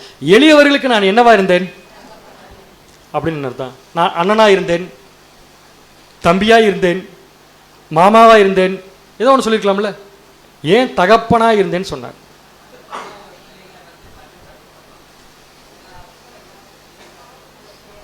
கூடெல்லாம் கட்டக்கூடாது. இப்படி கரெக்டாக இங்கிலீஷில் வாச்சலாம். I was a father to the needy. அம்மாவுக்கு தெரியாது. அது அம்மாக்கள் சொல்றாங்க பாருங்க, தான் ஆச்சரியம். அதாவது எனக்கு இந்த இடத்துல ஞாபகம் வந்த ஒரே ஒரு விஷயம்னா, கண் இல்லாதவனுக்கு நான் என்னவா இருந்தேன்? கண்ண. கால் இல்லாதவனுக்கு நான் என்னவா இருந்தேன்? காலா இருந்தேன். அப்படின்னா இதுக்குள்ள எந்த தகப்பன் வருதுன்னா, கண் வர கண் இல்லாதவனுக்கு கண்ணா இருந்தேன்னா அவங்க வாழ தெரியாத வாழ்க்கையை நான் அவங்களுக்கு சொல்லி கொடுத்தேன். கால் இல்லாதவங்களுக்கு நான் காலா இருந்தேன்னா எப்படி நடக்கிறதுன்னு தெரியாம இருந்தவங்களுக்கு நடக்க சொல்லி கொடுத்தேன். இந்த கண்ணா இருந்தது நடக்கிறது எப்படின்னு சொல்லி கொடுக்குறப்ப நான் என்ன பொசிஷன் இருந்தேன்னா அப்பாவா இருந்தேன். ஏன் தெரியுமா? ரியலா சொல்லப்போனா நமக்கெல்லாம் நடக்கிறதையும் பார்க்கறதையும் சொல்லி கொடுக்கறது யாரு? பேரண்ட்ஸ். ஆமா. அப்ப அந்த அப்பா, அப்ப நம்முடைய பிதாவாகிய தேவன் எப்படி நமக்கு கண்ணா இருக்காரோ, நம்முடைய பிதாவாகிய தேவன் எப்படி நமக்கு காலா இருந்து சொல்லி கொடுக்கிறாரோ, அதே மாதிரி யோபு சொல்றாரு, அந்த தகப்பன் நமக்கு கொடுக்குற கேரை நான் என் சகோதரர்களுக்கு கொடுக்குறேன். தகப்பன்ற முறையிலிருந்து செய்யும்போது நிறைய விஷயங்கள், அம்மா அப்படிங்கிற ஸ்தானம் எல்லாத்துலேயுமே உரிமைகள் இருக்குது. பட் ட்ரூ லவ் நம்ம ருசிச்சது யாருன்னு பார்த்தீங்கன்னா பிதாவாகிய தேவனுடைய அன்பு தான். அதைத்தான் இங்கே எக்ஸ்பிரஸ் பண்ணியிருக்கலாம் அப்படிங்கிறது ஒரு கருத்து. அவ்வளோ சரிங்களா பேர்? அடுத்தது கடைசியில் என்னென்னு, நான் அறியாத வழக்கை ஆராய்ந்து பார்த்தேன். அது எதுக்கு இருக்கு வேலை? அறியாத வழக்கில் எதுக்கு போய் ஆராயிறாரு?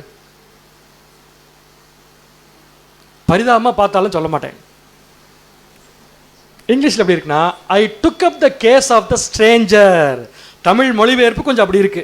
அறியாத வழக்கை நீ எதுக்குப்பா உங்ககிட்டயே அந்த கேஸ் வரல, நீ எதுக்கு போய் ஆராய்ஞ்ச? அப்படி இல்லை. என்ன சொல்றாருன்னா, ஐ took up the case of the Stranger. ஸ்ட்ரேஞ்சர்னா யாரு? ஸ்ட்ரேஞ்சர் நமக்கு தெரியாதா? வழிபோக்கன்னு வச்சுக்கலாம். சரி, இப்போ என்ன சொல்ல வரான்னு சொல்லுங்க பார்க்கலாம். வழியில போறவங்க வழக்க போறோம் விசாரிச்சேன்னு சொல்றாரா? அதுவும் இல்லை. அப்ப என்ன சொல்ல வர்றாரு? புரியல? ஓகே, கொஞ்சம் பரவாயில்ல. இன்னும் கொஞ்சம் டீப்பா, முன்ன பின்ன தெரியாதவங்க வளர்க்க போற எடுத்து இவருக்கு எதுக்கு இந்த வேலை? இதுக்கு என்னன்னு கேட்டா விளக்கம். ஆக்சுவலா தமிழ் மொழிபெயர்ப்பு அப்படி இருக்கு. என்ன சொல்றாரு யோபுனா, ஒரு சின்ன சின்ன கேஸ் கூட நான் விட மாட்டேன். அற்பமானவர்கள் இருப்பாங்க பார்த்தீங்களா ஒரு சிலர், அவங்க கேஸ் எல்லாம் யாரும் எடுக்கவே மாட்டாங்க.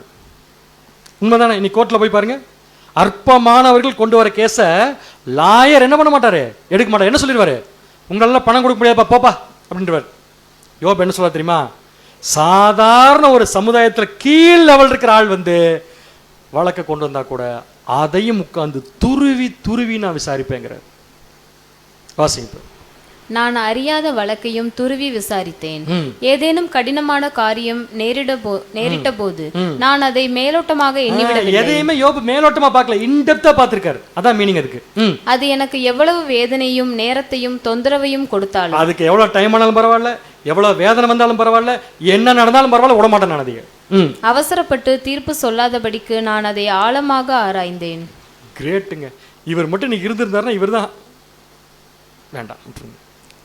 இப்போ யோபு இருக்கிறாங்க. யார் அது? அப்படியே சிரிங்க பார்த்த நீ. இங்க யோபு இருக்காங்களா இல்லைங்களா? பேர் எங்க? ஹாலில் இருக்காங்களாமா. முடிஞ்சோடனே காமிங்க, மீட்டிங் முடிஞ்சோன்னு. ஸோ ஆக்சுவலாக இந்த இடத்துல இது யாரை ரிஃப்ளெக்ட் பண்ற மாதிரி இருக்குன்னா தேவனை. யோசிச்சு பாருங்க, தேவன் அற்பமானவர்களை விட்டுருவாரா? விட மாட்டார். அவங்கள தான் நல்லா கேர் எடுப்பார். அதே விஷயத்தை யோபு சொல்ல வர்றாரு பாருங்களேன். இது ஆச்சரியமா இருக்கு எனக்கு. எதையுமே சாதாரணமா விடமாட்டேன். ஏன் தெரியுமா? மற்றவர்கள் சாதாரண நினைச்சு விடக்கூடிய விஷயத்துக்குள்ள ஒரு பெரிய நீதி இருக்கும். நான் அதை கூட விட மாட்டேன். எனக்கு என்ன வேதனை வந்தாலும் பரவாயில்ல, அதையும் எடுத்து அனலைஸ் பண்ணி அவனுக்கு சேர வேண்டியது அவனுக்கு வாங்கி கொடுத்துருவேன் நான். இதான் விஷயம். இது தேவனுடைய ஹேபிட்டுங்க. அதான் ஆச்சரியம். இது தேவன் செய்யாமல் இருக்கவே முடியாது அவரால். ஏன்னா அற்பமானவர்களை விடுறவர் தேவன் இல்லை. வாசிங்க உபாகமம் 13ஆம் அதிகாரம் 14-15. உபாகமம் 13ஆம் அதிகாரம் வசனம் 14-15. நீ நன்றாய் விசாரித்து கேட்டு ஆராய்ந்து அப்படிப்பட்ட அருவருப்பான காரியம் உன் நடுவே நடந்தது மெய்யும் நிச்சயமும் என்று காண்பாயானால் அந்த பட்டணத்தின் குடிகளை பட்டய கற்கினால் வெட்டி அதையும் அதில் உள்ள யாவற்றையும் அதன் மிருக ஜீவன்களையும் பட்டய கற்கினால் சங்காரம். இவ்வளவு பெரிய ஜட்ஜ்மெண்ட் தேவன் கொடுக்க சொல்றதுக்கு முன்னாடி என்ன பண்ண சொல்றான்னு பாருங்க. உங்களுக்கு கிளியரா, இஸ்ரேல் ஜனங்களை நன்றாய் விசாரி அப்படின்னு. யோபு எந்த கேஸையும் மேலோட்டமா பார்க்கல. எனக்கு இன்னைக்கு ஓவர்லோடு பத்தாது முடியாது அப்படிலாம் சொல்ல. எதா இருந்தாலும் உட்கார்ந்து டைம் எடுத்து மதிப்பு கொடுத்து பார்த்துருக்காரு. அதான் சொல்றாரு, நான் ஐ டுக் த கேஸ் ஆஃப் ஸ்ட்ரேஞ்சர்ஸ். அவங்களோட கூட நான் எடுத்து பார்த்துருக்கேன். இப்போதான் கொஞ்சம் பயமா இருக்கு யோபு சொல்ல வர்றது. பயந்துராதீங்க யாரும். யோபு 29:17. யோபு 29ஆம் அதிகாரம் 17ஆம் வசனம். நான் அநியாயக்காரருடைய கடவாய் பற்களை உடைத்து அவர்கள் பறித்ததை அவர்கள் பற்களில் இருந்து பிடுங்கினேன். இதுதான் கொஞ்சம் பயங்கரமா இருக்கு. இப்போ யோபு எதை உடைப்பாரமா?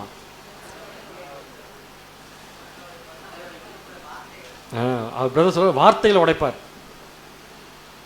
என்ன பல்லு? கடவா. ஏன் கடவா பல்லு ஸ்ட்ராங்கா இருக்கு? மற்ற பல்லுலாம் நம்மளே ஒரு ரிசல்ட் வச்சிருக்கோம் பாருங்க. பயங்கரம். கடவா பல்லு ஸ்ட்ராங்காக இருக்குது உண்மைதான் பாரு. மற்ற பல்லு ஸ்ட்ராங்காக தான் இருக்கும். சைஸ் வேணால் கொஞ்சம் சின்னதாக இருக்கும். ஆக்சுவலாக இந்த இடத்துல தமிழ் பைபிளுடைய வார்த்தை இப்போ கடவாய் பல் இருக்குது. ஆல்மோஸ்ட் ரைட் தான். பட் அவர் சொல்ல வந்த வார்த்தை அதல்ல. என்னன்னா, ஐ broke the fangs of the wicked. fangs அப்படின்னா கோரை பல். என்ன பல்? எனக்கு தெரியுது பாருங்க, தான் கோரை பல். அதுதான் கிடைச்சது எனக்கு, அதுக்காக போட்டிருக்கேன். ஸோ என்ன சொல்ல வர்றாருன்னா, அநியாயக்காரருடைய கோரை பற்களை உடைத்து. எந்த பல்லா இருந்தாலும் உடைச்சா தப்பு இல்லை. பல்ல உடைக்கலாமா? உடைக்கலாங்கிறார் பேரு. பல்லுக்கு பல் பயங்கரங்க. எப்படி ஒரு பல்லு உடஞ்சிருச்சுன்னா அதுக்கு பதிலாக டாக்டர் ஒரு பல்லு எடுத்து ஒட்ட வச்சிடணுங்க. அந்த வேலை பார்த்தாரு யோபு. ஸோ இந்த இடத்துல கோரை பல்லுன்னு சொல்றது. கோரை பல் எதுக்கு யூஸ் ஆகும்? என்னால் முடியல. கோரைப்பல் எதுக்கு யூஸ் ஆகுனா நல்லா கடிச்சு சாப்பிட்றதுக்கு, கரெக்டு தானே? ஈஸியாக கிழிக்கிறதுக்கு. மனுஷங்கிட்ட இந்த உருவகத்தை யோபு யூஸ் பண்றாருன்னா இந்த கோரைப்பல்லுங்கிறதுக்கு ஒரு அர்த்தம் இருக்கு. முதல்ல அது என்னன்னு பார்க்கலாம். வாசிங்க. இப்போ கோரை பற்களை. கோரை பற்கள் ஒரு விலங்கின் கூர்மையான ஆயுதங்கள். கூர்மையான ஆயுதம் அது. அவை கடித்து குதறவும் வேட்டையாடவும் பயன்படுகின்றன. அப்ப ஒருத்தரை கடிச்சு குதறதுக்கு வேட்டையாடறதுக்கு பயன்படுறது இந்த கோரைப்பல். இங்கே இது துன்மார்க்கர்களின் வன்முறையான செயல். அப்ப அவர் சொன்ன கோரைப்பல் வேற யாரும் கிடையாதுங்க, துன்மார்க்கனுடைய செயல்கள். செயல்கள் மட்டுமா இல்ல, அது வாயில் இருக்கு. அதனால அது என்னன்னு பாத்தீங்கன்னா செயல் மாத்திரம் இல்ல, கொடுமையான வார்த்தைகள். வாசிங்க. கொடுமையான வார்த்தைகள் மற்றும் மற்றவர்களை சுரண்டும் திறனை குறிக்கிறது. மற்றவர்களை சுரண்டும் திறனை குறிக்கிறது. அவர்கள் தங்கள் அதிகாரத்தையும் செல்வாக்கையும் பயன்படுத்தி அப்பாவி மக்களை துன்புறுத்துகிறார்கள். அப்ப அப்பாவி மக்களை துன்புறுத்தக்கூடிய துன்மார்க்கருடைய செயல்களை இப்ப யோபு எது கம்பேர் பண்ணிருக்காருன்னு கோரைப்பல். இப்ப சொல்லுங்க, யோபு உடைக்கிறது பல்லையா அவங்க பேசின பேச்சையா? யோபு உடைக்கிறது பல்லையா அவங்க செஞ்ச துன்மார்க்கமான செயல்களையா? அப்ப யோபு நீதிய ஏழைகளுக்கு வாங்கி தர்றதுக்கு ஏழைகிட்ட இருந்து பிடுங்கின துன்மார்க்குடைய பல்ல கூட உடைக்கிறதுக்கு அவர் தயாரா இருந்திருக்கார். தட் மீன்ஸ் அவங்க செய்த செயல்களை தவறு என்று எல்லாருக்கும் முன்னாடி ப்ரூவ் பண்ணி அதுக்குள்ள யார் இருப்பா? கோரை பல்லுக்குள்ள யார் இருப்பா? ஒரு மிருகத்தை அடிச்சு சாப்பிடும் போது இன்னொரு மிருகத்துடைய பல்லுக்குள்ள என்ன இருக்கும்? என்னென்னமோ இருக்கு போல் இருக்குது. அந்த சாப்பிட்ட மிருகத்தினுடைய மாம்சம் இருக்கும்ல, இந்த பல்ல உடைச்சு அந்த மாம்சத்தை வெளியே எடுத்துட்டு வராமா யோபு. அப்படின்னு என்ன அர்த்தம்னா, யார் யாரெல்லாம் துன்மார்க்கர்கள் ஏழைகளுக்கு எதிராக துரோகம் பண்ணாங்களோ அநியாயம் செஞ்சாங்களோ அத்தனை பேருடைய செயல்களையும் உடைச்சு அதுல மாட்டிட்டு இருக்கிற ஏழைகளை என்ன பண்ணிட்டு வராமா? ரிலீஸ் பண்ணிட்டு வராமா. இதுக்கு தான் இந்த உருவத்தை யூஸ் பண்றாரு. அவர்கள் பறித்ததை அவர்கள் பற்களில் இருந்து நான் என்ன பண்ணிட்டேன் பிடிங்க, அவங்க கொடூரமான செயல்கள் மத்தியிலிருந்து நான் என்ன பண்ணிட்டேன்னா பிடிங்கிட்டேங்கிறார். வாசிங்க. இப்ப துன்மார்க்கர்கள் தங்கள் அதிகாரத்தையும் வன்முறையையும் பயன்படுத்தி மற்றவர்களிடமிருந்து அபகரித்த சொத்துக்கள், உரிமைகள் அல்லது சுதந்திரம் போன்றவற்றை யோபு மீட்டெடுத்தார் என்று இதன் பொருள். அவங்க சுதந்திரத்தை போற யோபு என்ன பண்ணிருக்காருன்னா மீட்டெடுத்திருக்கார் என்பது இதன் பொருள். அவர்கள் வாயில் இருந்து விடுவித்தார் என்பது அவர்கள் இறுக்கமாக பிடித்து கொண்டிருந்ததை கூட யோபு விடுவித்தார் என்பதை காட்டுகிறது. ஒரு துன்மார்க்கன்கிட்ட போய் ஒரு விஷயம் மாட்டிக்கிச்சு, இப்ப அதை என்ன பண்ணணும்? இறுக்கமா பிடிச்சிருக்கிறத உடைச்சுதான் எடுக்க முடியும். சோ எதை உடைக்கிறாரு? பல்ல இல்ல, அவங்க செயல்களை உடைக்கிறது. என்ன அர்த்தம்? உடைக்கிறது அர்த்தம்னா அவங்க செஞ்ச தப்புன்னு சொல்லி காமிச்சு எடுத்திருக்காரு கிளியரா. நெக்ஸ்ட், அவர் பாதிக்கப்பட்டவர்களுக்கு நீதியை பெற்றுக் கொடுத்தார். பாதிக்கப்பட்டவர்களுக்கு என்ன பெற்றுக் கொடுத்தார்? இந்த ஸ்டைல் அப்படியே. சரி, ஒரு கொஸ்டின் கேட்டுறேன் உங்ககிட்ட. துன்மார்க்கர் என்ற வார்த்தை அதிகமாக இடம்பெற்ற புஸ்தகம் எது நம்முடைய பரிசுத்த வேதாகமத்தில்? நீதிமொழிகள் என்பது சரியான பதில். பின்னாடி பார்க்கலாம். ஓகே, சோ வாசிக்கலாம். நீதிமொழிகள் 30ஆம் அதிகாரம் 14ஆம் வசனம். நீதிமொழிகள் 30ஆம் அதிகாரம் 14ஆம் வசனம். தேசத்தில் சிறுமையானவர்களையும் மனுஷரில் எளிமையானவர்களையும் பட்சிப்பதற்கு கட்கங்களை ஒத்த பற்களையும் கத்திகளை ஒத்த கடவாய் பற்களையும் உடைய சந்ததியாரும் உண்டு. கத்தி மாதிரி பல்ல வச்சிட்டு இருக்கிற ஆளுகள் இருப்பாங்கன்னு சொல்லியிருக்காரு ஞானி. அது வேற யாரும் கிடையாதுங்க, துன்மார்க்கருடைய துன்மார்க்கமான செயல்கள். ஸோ அவங்க விஷயத்தை பூரா யோபு என்ன பண்ணிட்டாரு? உடைச்சு இருக்கிறவங்களை பூரா காப்பாற்றிட்டார். ஸோ ஆல்மோஸ்ட் நம்ம எங்கே முடிச்சிட்டோம்னா தேர்ட் பார்ட் முடிச்சாச்சு. இப்போ எந்த பார்ட் பார்க்க போகிறோம்? சவுண்டு கம்மியாக வருது. ஃபோர்த் பார்ட்டில் என்ன இருக்குது தலைப்பு? அவருடைய எதிர்காலத்து மேலே அவருக்கு இருக்கிற நம்பிக்கை. எப்போ வந்த நம்பிக்கை அது? இப்போ அவர் பாட அனுபவித்து கொண்டிருக்கும் போதா, நல்லா இருக்கும் போதா? பாட அனுபவிச்சுட்டு இருக்கும். கரெக்டாக சொன்னீங்க, நல்ல வேலை கேட்ட இந்த கொஸ்டினே. இல்லை, பாட அனுபவிச்சுட்டு இருக்கிறப்ப நம்பிக்கை தான் இல்லையே. இப்ப அதான கஷ்டப்பட்டிருக்காரு. எங்க போயிடலான்னு இப்ப நேரா பழைய வாழ்க்கைக்கு. பழைய வாழ்க்கையில யோபு நீதியாக நடந்து கொண்டிருக்கும் போது அதுக்கு ஈக்குவலா தேவன் கொடுத்த அத்தனை விஷயத்தையும் அவர் கையில வச்சுட்டு இருக்கும் போது ஒவ்வொரு நாள் என்ன நினைச்சிருப்பாருன்னா, தேவனுக்கு பிடிச்சமா வாழ்ற நம்முடைய வாழ்க்கை கண்டிப்பா எப்படித்தான் முடியும், எப்படித்தான் முடியும். சவுண்டு கம்மியா வருது. எப்படித்தான் முடியும்னா இப்ப இருக்கிறத விட நல்லா முடியும். இந்த நம்பிக்கை தான் ஒரு நீதிமானுக்கு இருக்கும். இதைத்தான் யோபு சொல்றார். வாசிக்கலாம். யோபு 29:18. யோபு 29ஆம் அதிகாரம் 18ஆம் வசனம். என் கூட்டிலே நான் ஜீவித்து போவேன், என் நாட்களை மணலத்தனையாய் பெருக பண்ணுவேன் என்றேன். எனக்கு கண்டிப்பா இதுக்கு ஒரு 15 நிமிஷமா அது வேணுதுக்கு. ஏன்னா முக்கியமான பாயிண்ட் இது. இந்த வாரம் எக்ஸ்பிளைன் பண்ணா மட்டும் இது பிரயோஜனம் எல்லாம் போயிடும். நல்லா கவனிங்க. என் கூட்டிலே நான் ஜீவித்து போவேன் அப்படி என்றால் என்ன அர்த்தம்? யோபு ஒரு கூடு வச்சிருந்தார். இங்கிலீஷ்ல போடுறேன், டைம் இல்ல. Then I said, I shall die in my nest. என்ன சொல்ல வர்றாரு சொல்லுங்க பார்க்கலாம். BBE. Then I said, I will come to my end with my children round me. ரொம்ப ஆச்சரியமான ஒரு விஷயம். அப்ப யோபு இவ்வளவு விஷயத்தையும் தியாகம் பண்ண துணிஞ்ச யோபு, இவ்வளவு தூரம் தேவனுக்காக எல்லாத்தையும் செய்ய துணிந்த யோபு, ஒரு சின்ன ஆசை மனசுல கேட்டீங்கன்னா, சாகும்போது நான் என் வீட்டில் தான் சாகணும். செகண்ட் பாயிண்ட், சாகும்போது என் பிள்ளைகள் என் கூட இருக்கவங்க என் கூட இருக்கணும். அதனால பேர் மீனிங். இன்னைக்கு கூட எல்லாரும் எதிர்பார்க்கறது என்னதான், வாழும்போது 1000 சண்டை, ஆனா நாட்கள் போக போக போக உலகத்துல யார் இருக்காங்களோ அவங்க கூட போய் சேரணுங்கிற என்ன வரவே வராது. கரெக்டான மைண்டுக்கு அன்னைக்கு தான் வருவோம். அன்னைக்கு யோசிப்போம், என் கூட யார் இருக்கோம்னா குடும்பத்தார். பிள்ளைகள் எப்படி இருப்பாங்கன்னு தெரியாது. கண்டிப்பா பிள்ளைகள் இருக்குன்னு எதிர்பார்க்குற நியாயமான விஷயம். ஸோ என்ன எதிர்பார்க்கிறாருன்னா, I come to my end with my children round me. இது ரொம்ப எக்ஸ்ட்ராகரேட் பண்ணி போட்டிருக்காங்க. என்னை சுத்தி நிற்கணும் என் சொந்தக்காரங்கெல்லாம், அப்ப நான் சாகணும். எவ்வளவு பெரிய ஆசீர்வாதம் தெரியுங்களா? அது எவ்வளவு பெரிய ஆசீர்வாதமா இருந்துச்சுன்னா யோபு அதை பத்தி பேசியிருப்பார். அது ஆச்சரியமா இருக்கு. NIV, ஐ தாட், நான் நினைக்கிறேன் என்னன்னா, I will die in my own house, not in the intensive care unit. இன்னைக்கு நம்ம அப்படித்தான் எடுத்துக்கணும். என்ன சொல்ல வர்றாருன்னா, என் வீட்டிலேயே நான் செத்துடணும் அப்படின்னு. யோபு சாகிறத பார்த்து பயப்படலைங்க பிரதர். சாகும்போது கூட தேவனை விட்டு பிரியாம இருக்கிறேங்கிறதுக்கு எது ப்ரூஃப்னா, சாகும்போது கூட தேவனை விட்டு நான் பிரியாம இருக்கேங்கிறதுக்கு எது ப்ரூஃப்னா, என் கூட எல்லாரும் இருப்பாங்க. ஆனா இன்னைக்கு நம்முடைய மனசு எது கேங்குது, இது ஆகாது, கட் பண்ணி விடுங்க, அது ஆகாது, கட் பண்ணி விடுங்க, அது வேண்டாம், நான் தனியா என்ன வேணாலும் பண்ணிடுவேன் தெரியுமா. ஒரே வாரம் தான், ஒரே 1 வீக் ஒன்லி மேக்சிமம். அப்புறம் ஒவ்வொன்றையா தேடுவோம், ஒவ்வொன்றா ஞாபகம் வரும். அப்புறம் அந்த தன்மானம், ரோஷம் அதெல்லாம் இழந்து போய் கேட்குறப்ப முடியாது போன்றுவாங்க.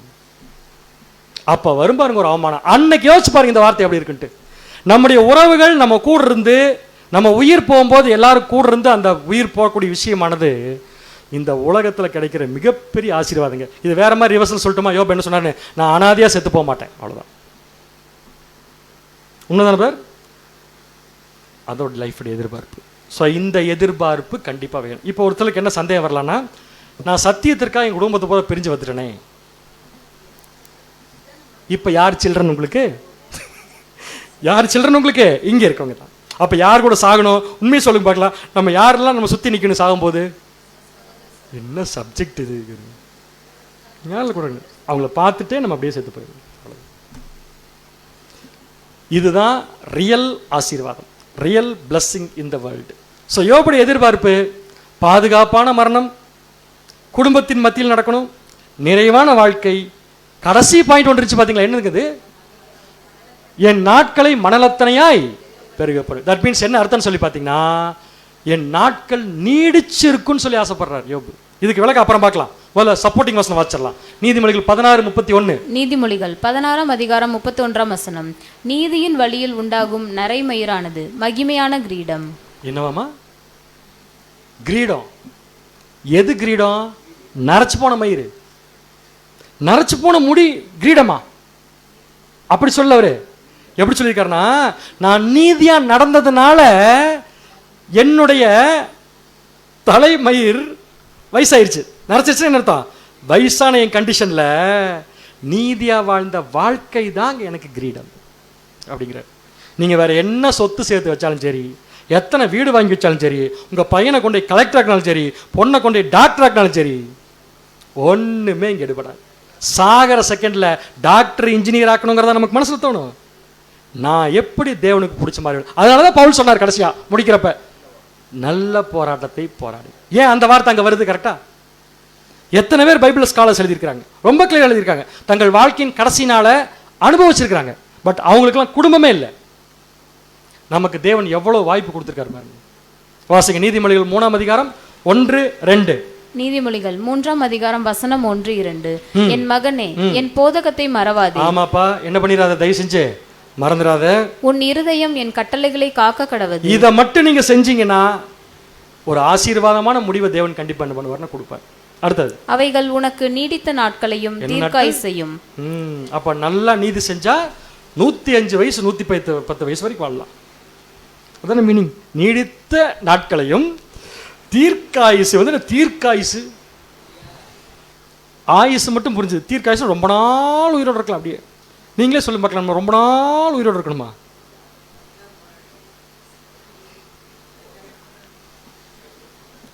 கடைசியில் மட்டும் வச்சிடறேன், சமாதானத்தை பெருக பண்ணும். அதுதான் முக்கியம். அங்க இருக்கிற நாள் 2 நாளாக இருந்தாலும் சரி சமாதானமாக இருக்கிறது நல்லது.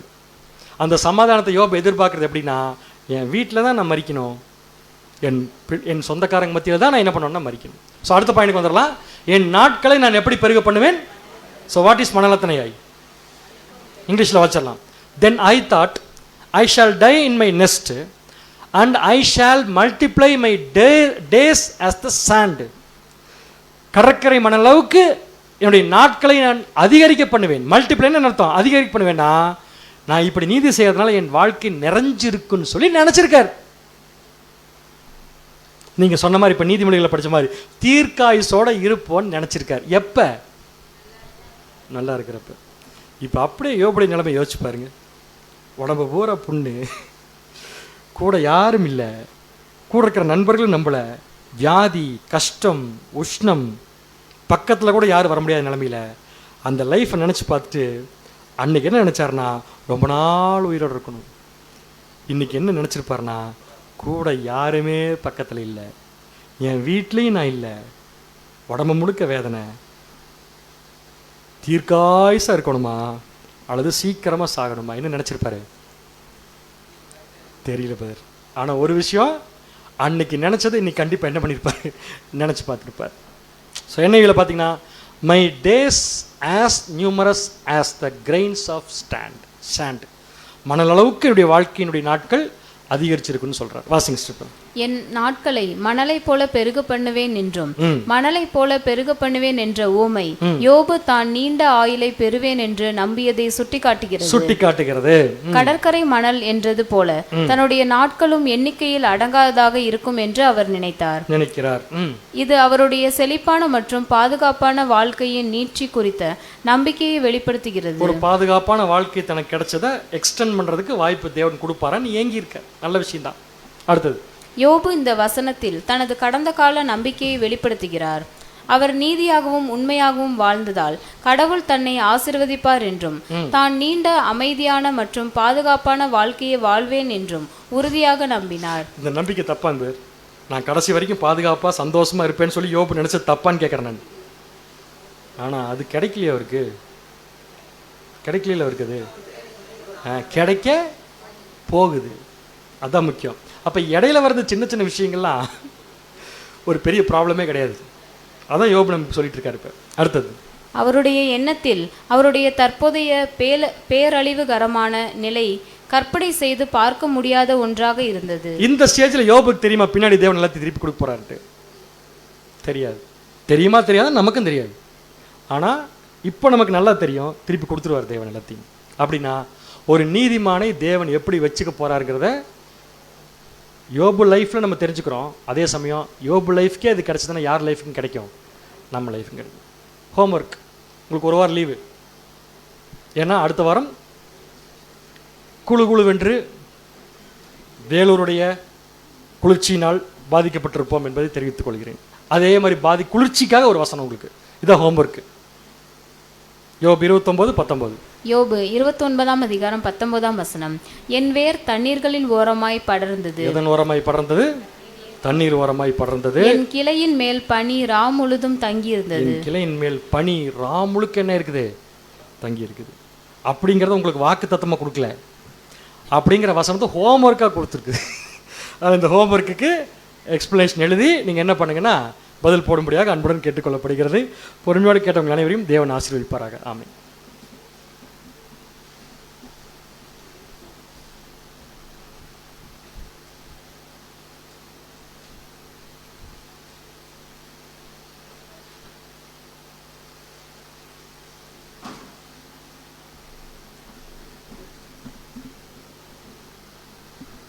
கிறிஸ்துவுக்கு அன்பான சகோதர சகோதரிகளே, இன்றைக்கு நமக்கு சத்தியங்களை வெளிப்படுத்திய நம்முடைய பிதாவாகிய தேவனுக்கு நம்முடைய ஆண்டவராகிய இயேசு கிறிஸ்து மூலம் நன்றியை எடுத்துக்கொள்ளலாம். தூது கொடுத்த நம்முடைய அன்பு சகோதரருக்கும் நாம் நன்றியை எடுத்துக்கொள்ளலாம். இன்றைய நாளுக்குரிய இறைவன் கீதங்கள் நம்முடைய அன்பு சகோதரர் ஜோயல் அவர்கள் நம்முடைய வாசிப்பார்.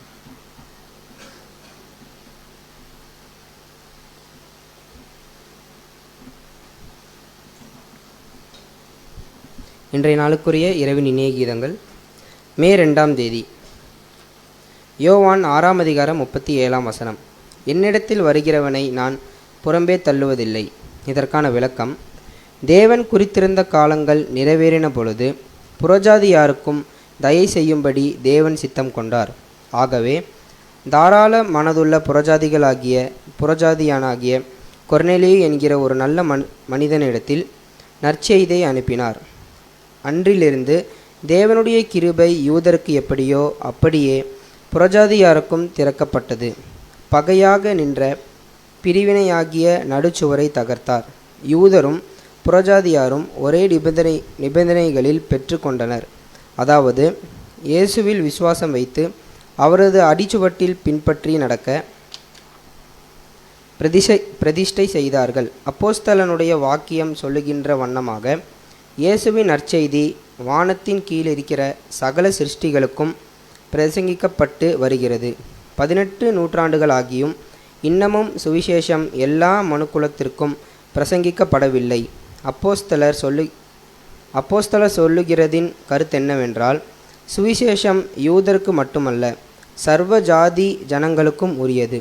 முன்பு அது யூதர்களுக்கு மட்டுமே உரியதாய் இருந்தது. இப்போது அப்படியல்ல. எல்லோரும் கேட்கிறதற்கு காதுள்ள யாவரும் ராஜ்யத்தின் நற்செய்தியை கேட்க கடவன்.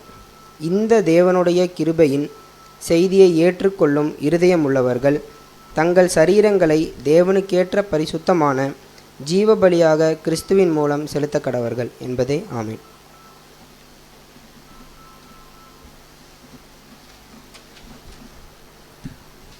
அறிவிப்புகள். அன்பான சகோதர சகோதரிகளே, வழக்கம் போல் நம்முடைய ஞாயிறு காலை ஆராதனை சரியாக காலை 8:30 மணியில் தொடங்கப்படும் என்பது சபையாருக்கு தெரிவித்துக் கொள்ளப்படுகிறது.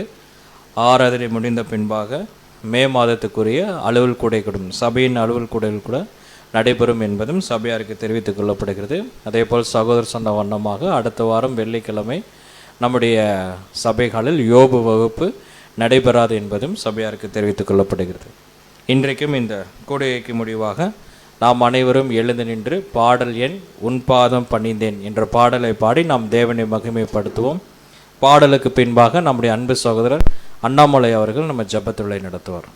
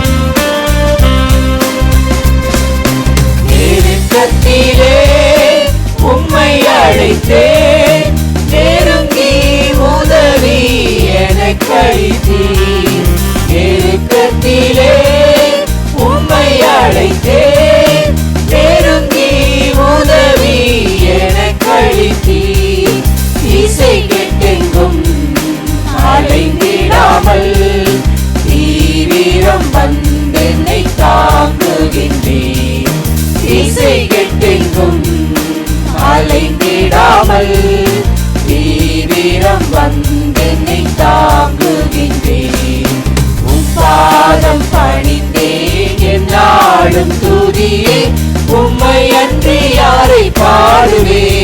இசையா உந்தன் அன்பு உள்ளம் பொங்குதே, இசையா உந்தன் அன்பு உள்ளம் பொங்குதே.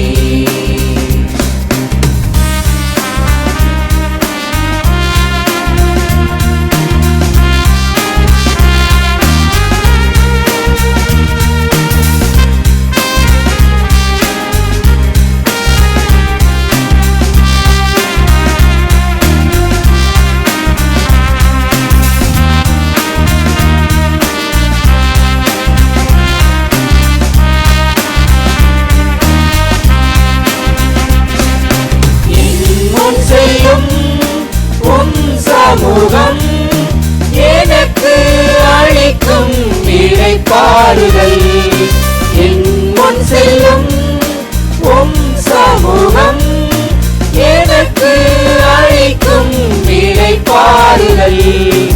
உமது கோலும் தடியும் உண்மையா என்னையும் தேற்றிடுதே.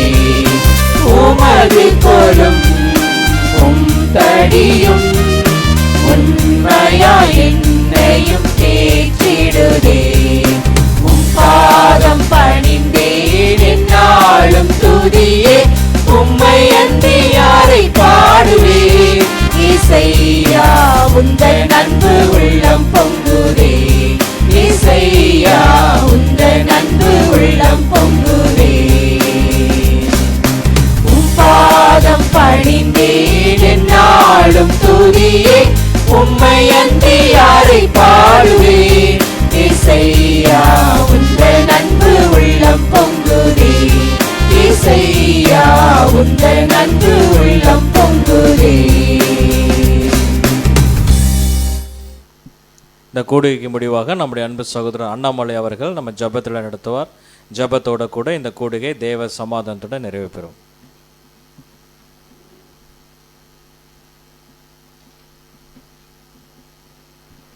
சபம் செய்வோம்.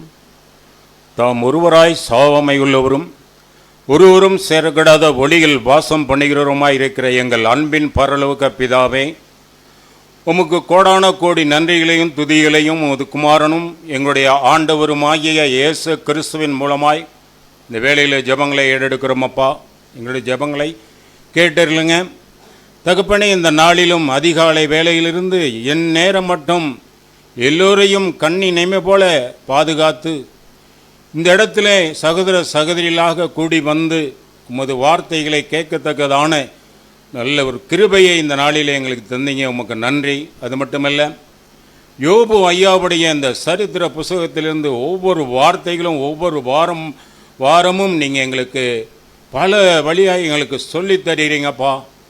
அதை நாங்கள் கேட்டது மட்டும் இல்லாமல் தகப்பனே, எங்களுடைய வாழ்நாட்களிலே அதன்படி நாங்களும் நடந்து கொள்ளவும் உமக்கு நாங்கள் உத்தமமான பிள்ளைகளாய் இருக்கவும் எங்களுக்கு கிருபை தாங்கப்பா.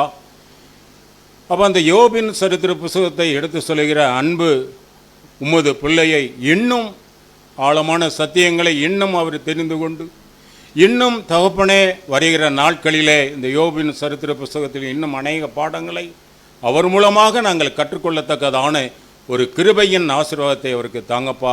அது மட்டுமில்லாண்டவரே, இந்த வேளையிலும் நாங்கள் பிரிந்து செல்கிறோம் அப்பா. நாங்கள் இன்னும் திரும்பி நாங்கள் வரும் பொழுது வரையும் உமது நேச கரத்தோடு எங்களை அணைத்து கொள்ளுங்கப்பா. நீங்கள் அப்படியே செய்யக்கூடா கூடி சோதரம் இயேசுவின் மூலம் ஜெபிக்கிறோம் எங்கள் நல்ல பிதாவே, ஆமேன்.